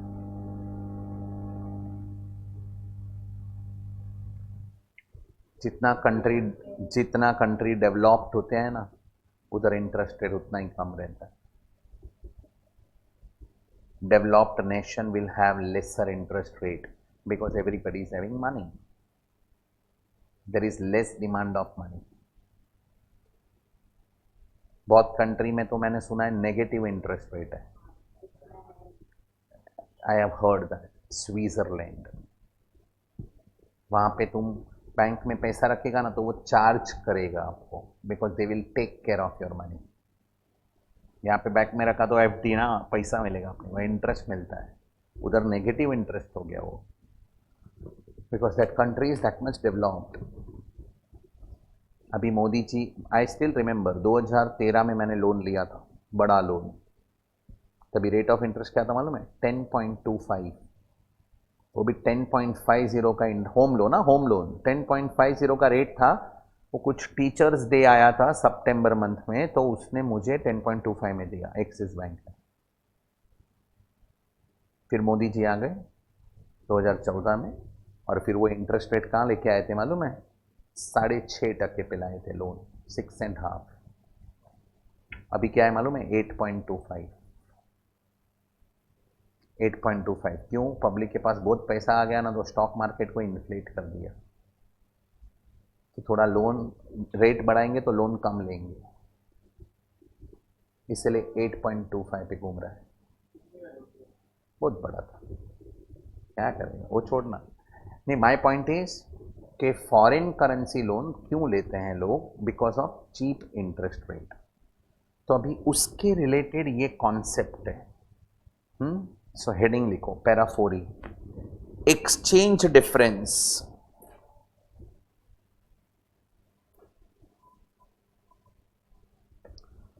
on foreign currency borrowings.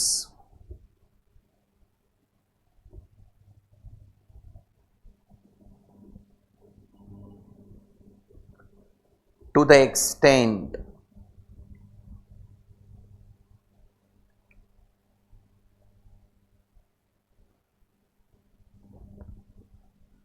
they are considered as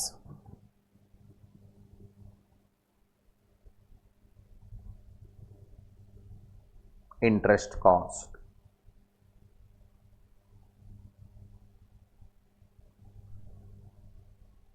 ये हुआ हेडिंग. अभी एक लाइन छोड़ के लिखो point 1. Number 1, enterprise often borrow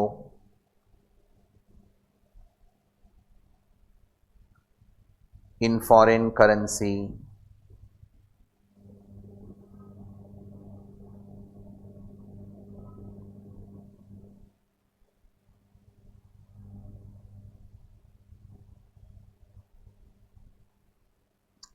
at a lower interest rate.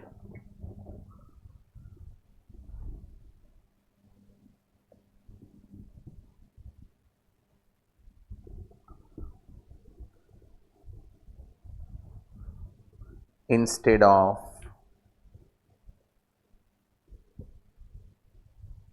borrowing locally at higher rate.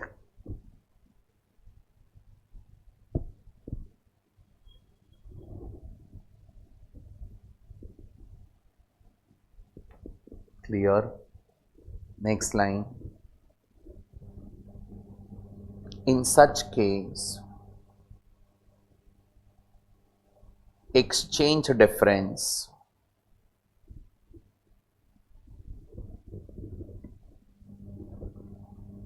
on foreign currency borrowings, मतलब फॉरेन करेंसी में जो लोन लिया है उसमें एक्सचेंज डिफरेंस अराइज होएगा. क्या अराइज होएगा?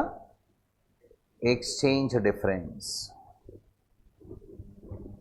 To the extent difference between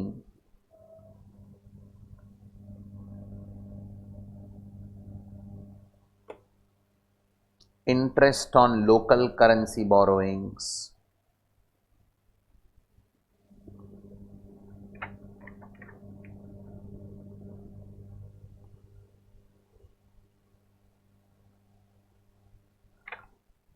and interest on foreign currency borrowings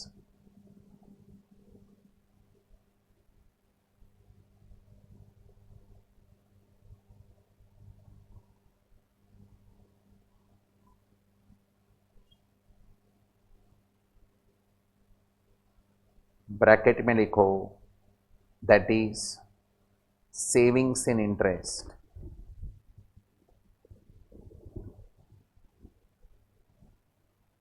bracket close is regarded as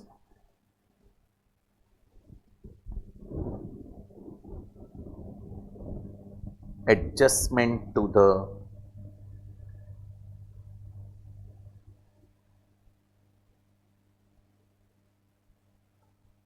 interest cost or borrowing cost.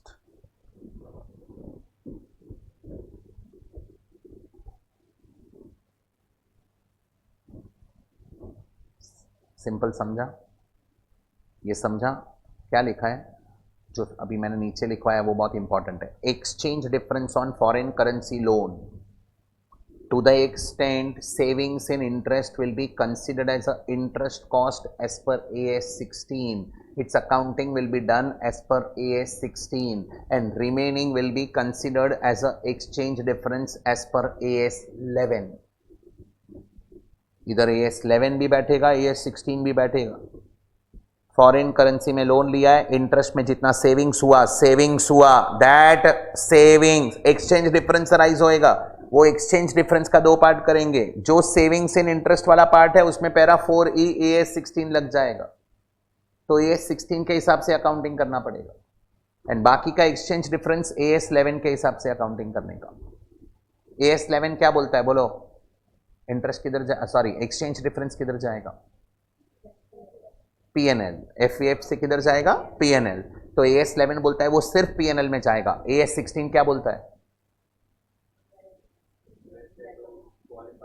अगर क्वालिफाइंग एसेट है तो कैपिटलाइज होएगा, क्वालिफाइंग एसेट नहीं है तो पीएनएल में जाएगा। मतलब एएस 16 रिलैक्सेशन स्टैंडर्ड है। अगर आपका एक्सचेंज डिफरेंस एएस 16 में कवर होता है तो रिलैक्सेशन का पॉसिबिलिटी है, और जो एक्सचेंज डिफरेंस एएस 11 में कवर होता है वो सीधा एफईएफ से पीएनएल में जाएगा। In short you should talk PNL only. अब बोलेगा सर एएस 11 का पैरा 46A अप्लाई किया तो para 46A and para 4E are mutually exclusive. Mutually exclusive, दोनों में से एक ही करने का, दोनों अप्लाई नहीं कर सकते क्योंकि दोनों रिलैक्सेशन है। एएस 16 पूरा रिलैक्सेशन है एंड उधर पैरा 46A भी रिलैक्सेशन है, तो दो में से एक अप्लाई करो, दोनों अप्लाई नहीं करने का। समझा ये पॉइंट? हाँ, अभी इस पे अपन एक क्वेश्चन, 1 मिनट, स्टेप्स लिखवा दो, लिख लो स्टेप्स। 3 स्टेप्स है। Number 1, determine exchange difference.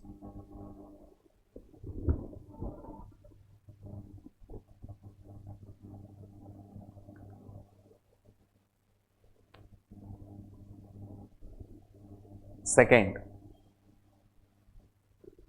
determine savings in interest.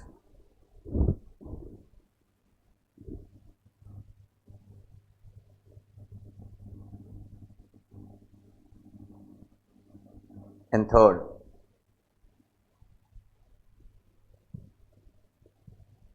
bifurcate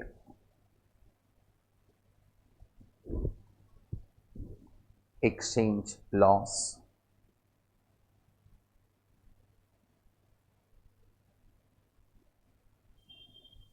in between AS 16, Para 4E and AS 11। बस, कुछ समझा एवरीबडी?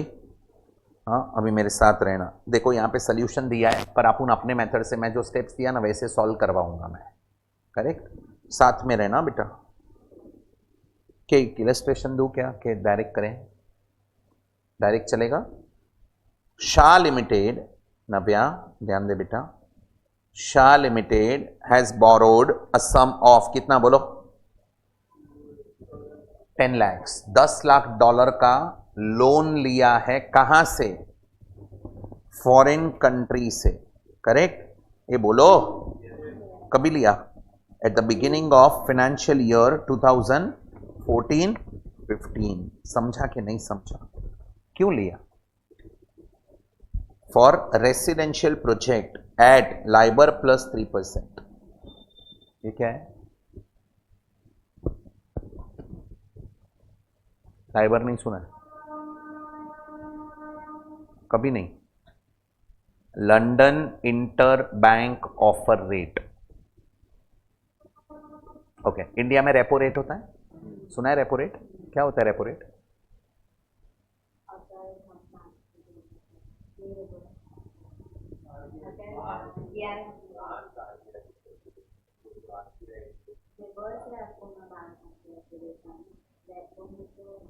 बैंक लेता है ना आरबीआई से, और जो आरबीआई से बैंक लोन लेता है। RBI is a bankers bank. तो बैंक को अगर पैसा चाहिए तो बैंक लोन लेता है, किसके पास से? आरबीआई के पास से। तो आरबीआई रेपो रेट पे लोन देता है, और बैंक के पास एक्स्ट्रा पैसा है तो वो डिपॉजिट रखता है आरबीआई में, तो वो रिवर्स रेपो रेट होता है। बराबर है? वैसे इंटरनेशनली दो बैंक के बीच में अगर ट्रांजैक्शंस होते हैं लोन के, दो बैंक के बीच में, तो ये रेट पे होते हैं। लंदन इंटर बैंक, दो बैंक एक दूसरे को लोन देंगे तो क्या रेट पे देंगे? तो वो रेट को लाइबोर बोलते हैं, London inter bank offer rate. बराबर है? ये बोलो। हाँ, अभी दो बैंक के बीच में अगर लोन का ट्रांजैक्शन हुआ ना तो लाइबर 1% रहेगा। नीचे लाइबर दिया है, पढ़ो कितना है लाइबर। मतलब एक बैंक दूसरे बैंक को लोन देगा तो 1% पे लोन देगा। पर हम कौन है? बैंक है? नहीं, हम शाह लिमिटेड है। तो हम लोन लेंगे तो हमको लाइबर 1% प्लस 3% स्प्रेड देना पड़ेगा, मतलब एक्स्ट्रा देना पड़ेगा। आज मैं एक्सिस बैंक से लोन लेने गया था ना, मेरे को क्या बोला, रेपो प्लस 2%। कभी रेपो कम होते जाएगा तो मेरा लोन का रेट कम होते जाएगा, रेपो बढ़ेगा तो मेरा लोन का रेट बढ़ेगा। 2% इज देयर मार्जिन, उसको स्प्रेड बोलते हैं। समझा ये? पक्का? सो ये रेपो लाइबर प्लस 3% समझा, मतलब अपने को लोन कितने में मिला? 4% में हमको फॉरेन लोन मिला है। कितना डॉलर्स? 10 लाख डॉलर्स, बरोबर। Interest is payable at the end of, okay, at the time of availment exchange rate कितना था जब भी लोन लिया? तभी कौन सा रेट है ये? Spot rate. And the rate on 31 March 15 was 62। सुनाइए, सोच समझ के बोलना। लोन लिया वो दिन एंट्री क्या करेंगे? Bank to loan. Loan is which type of item? Monetary item. Monetary item spot पे रिकॉर्ड किया, अभी बैलेंस शीट डेट को कौन से रेट पे आएगा? क्लोजिंग, तो 62 पे आएगा। तो मेरा एक्सचेंज लॉस आएगा क्योंकि मेरा लाइबिलिटी बढ़ जाएगा। तो 6 रुपए का exchange loss, 6 into 10 lakh, 60 lakh का एक्सचेंज लॉस आया। अभी एक्सचेंज लॉस का ट्रीटमेंट क्या आएगा? What is the treatment of exchange loss? Answer दो। As per AS 11 it should be transferred to P&L. But अगर पैरा 4E of AS 16 लगता है, पैरा 4E of AS 16 लगता है तो सेविंग, हाँ, जितना इंटरेस्ट बच रहा है ना, that will be considered under AS 16, बाकी का exchange loss will be considered under AS 11। पूरा समझा? सेविंग्स इन इंटरेस्ट, ये 4% पे आपने लोन लिया। अभी इंडिया में क्या भाव है? लोकल इंटरेस्ट रेट कुछ ज़्यादा रहेगा ना कि कम रहेगा? नहीं तो मैं उधर से लोन लेगा क्यों? तो इधर से 10% इंटरेस्ट है, उधर 4% है ना, आगे लिखा पड़ा है, पढ़। If loan would have taken in Indian rupees equivalent the price of loan would be 10.50। तो 6.5% बचा रहा है ना तू, तो 6.5% इज सेविंग्स इन इंटरेस्ट। तो to the extent of savings in interest, वो एक्सचेंज लॉस है ना, वो AS 16 के हिसाब से डील करने का, और बाकी का AS 11 के हिसाब से। मैं मेरे फॉर्मेट से आपको सोल्यूशन दे रहा हूं तो आपको समझेगा मैं क्या बोल रहा हूं। अभी वो एक स्टेटमेंट पढ़ लो ना, सेकंड पॉइंट पढ़ो ना, सेकंड पॉइंट थियरी का। हाँ, सेकंड पॉइंट, फर्स्ट पॉइंट नहीं। ऊपर थियरी में पूरा थियरी लिखवाया, उसमें फर्स्ट पॉइंट नहीं, सेकंड पॉइंट पढ़ो।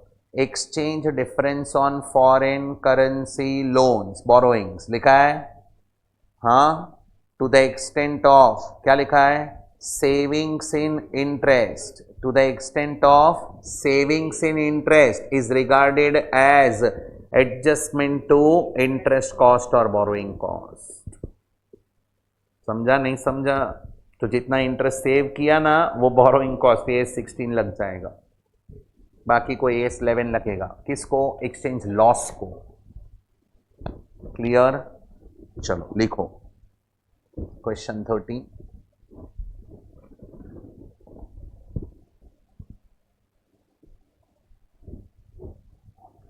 This question relates to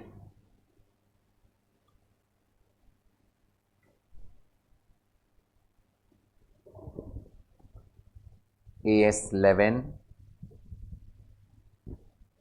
and para 4E of AS 16।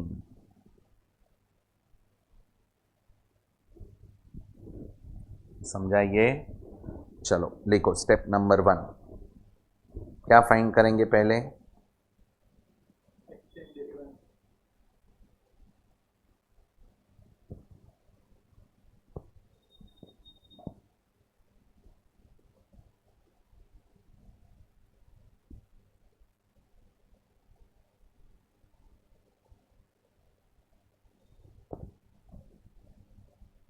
क्या रेट था?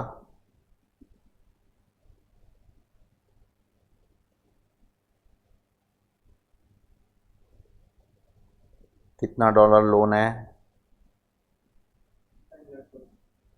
क्या भाव था?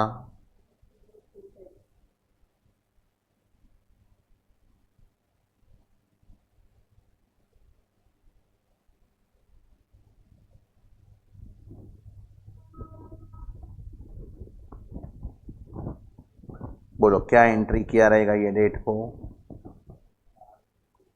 बोलो bank account debit to loan. फिर ये लोन कौन सा आइटम है, मॉनेटरी आइटम है, बरोबर ना। तो लोन क्या रेट पे बैलेंस शीट डेट को आना चाहिए,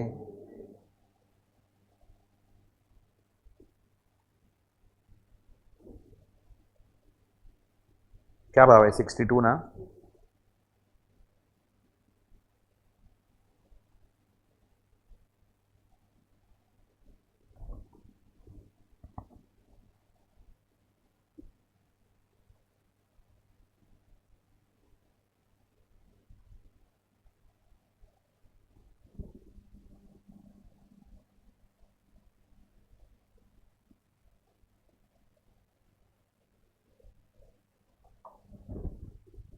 ये समझा, ये सब नहीं बनाएगा डायरेक्ट करेगा तो भी चलेगा। भाई कैसा अपन करते हैं ऐसा डायग्राम, ये AS11 में किया हुआ है, डायरेक्ट करने का नहीं। तो $10 lakh into 62 minus 56 equal to 60 lakh, बराबर। स्टेप 1 समझा, स्टेप 2 क्या फाइंड करेंगे,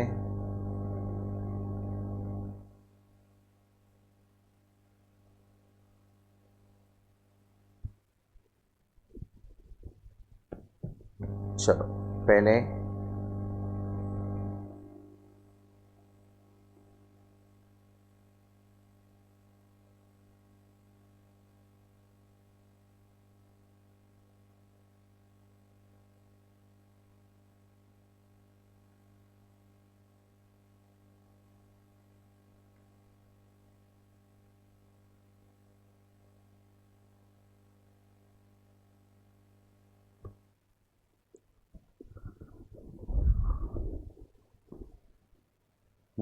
अभी अपने को सेविंग्स फाइंड करना है। बोलो कितना इंटरेस्ट, एक्चुअली इंटरेस्ट किस पे आएगा, $10 लाख का लोन लिया था, 56 रुपीज़ का डॉलर था, बराबर है। अभी बोलो उस पे कितना परसेंट, एक सेकेंड, नहीं नहीं नहीं, एक मिनट, ईयर एंड को पे करना है ना बेटा, नहीं नहीं एक मिनट, मल्टीप्लाई मत करो, रुको। मैंने एक्चुअली इंटरेस्ट मुझे पे कभी करना है, ईयर एंड को पे करना है ना। सो $10 लाख था, उस पर इंटरेस्ट कितना परसेंट है, 4%, कितने मंथ्स का, इनटू। अभी मेरे को सोच समझ के आंसर देना, सोच समझ के। ये इंटरेस्ट पे कभी करेंगे, end of the year rate क्या है, करो मल्टीप्लाई।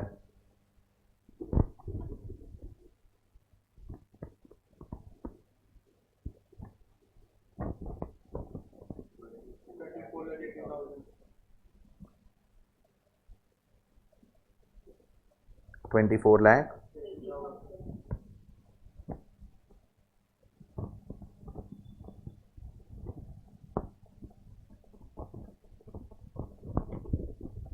सच बोलो ये समझा क्या,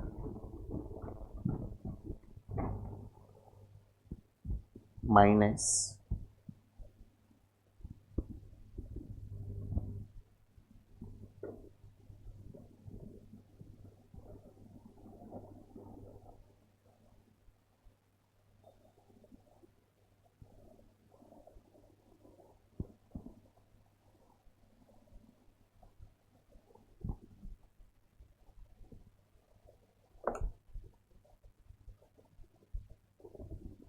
क्या लिखा, अगर लोकल में मतलब इंडिया में लोन लिया रहता तो क्या होता, नहीं ऐसे नहीं, तो $10 लाख का लोन थोड़ी मिलता अपने को, तो अपने को लोन कितने का मिलता, $10 लाख इंटू 56, ये अमाउंट मिलेगा वो रुपीस में, इतने का लोन लेते हैं ना हम लोग, 5 करोड़ 60 लाख का लोन लेते हैं ना बेटा। हाँ, इनटू इंडिया में रेट क्या,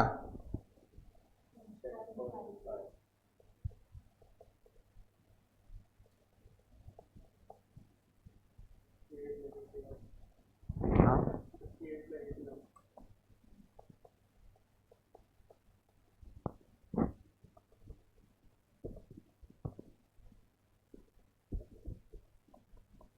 कितना?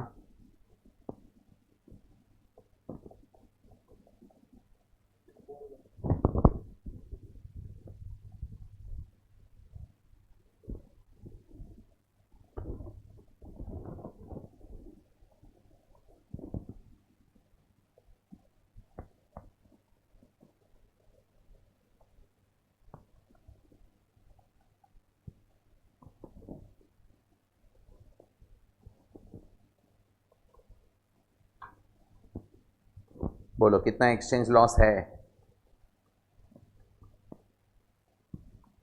60 लैक्स, उसमें से सेविंग्स कितना है?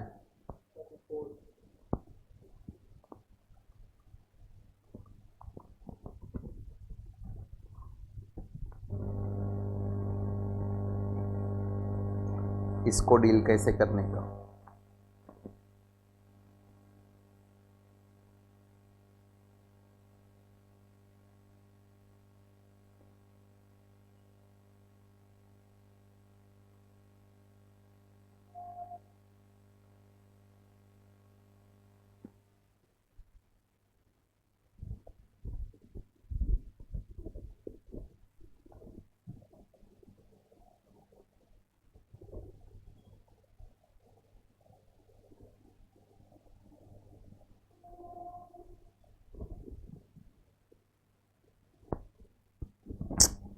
रिमेनिंग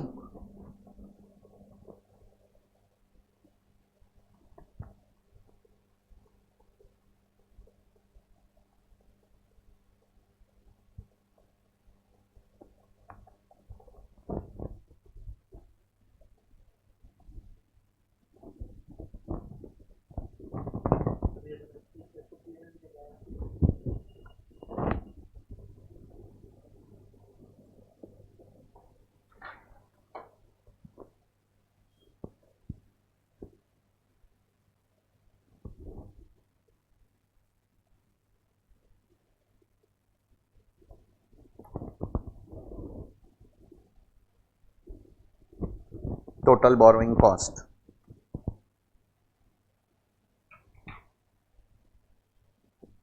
कितना पे किया? 2480 बराबर ना?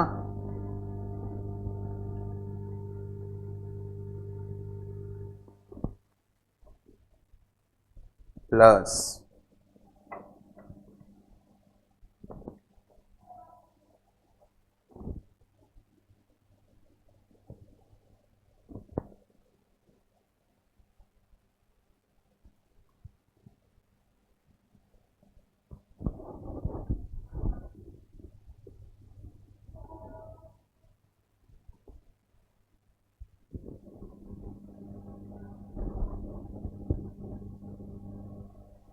कितना?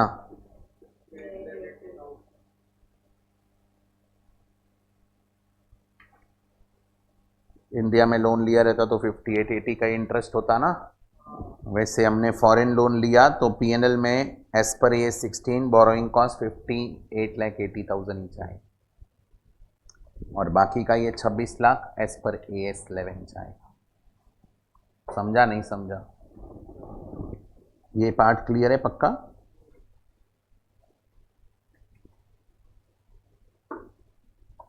You can write as per AS 16. AS 16 लिख दो चलेगा। That's it. This is the end of बोलो Harsh. अभी tomorrow we will go for new standard.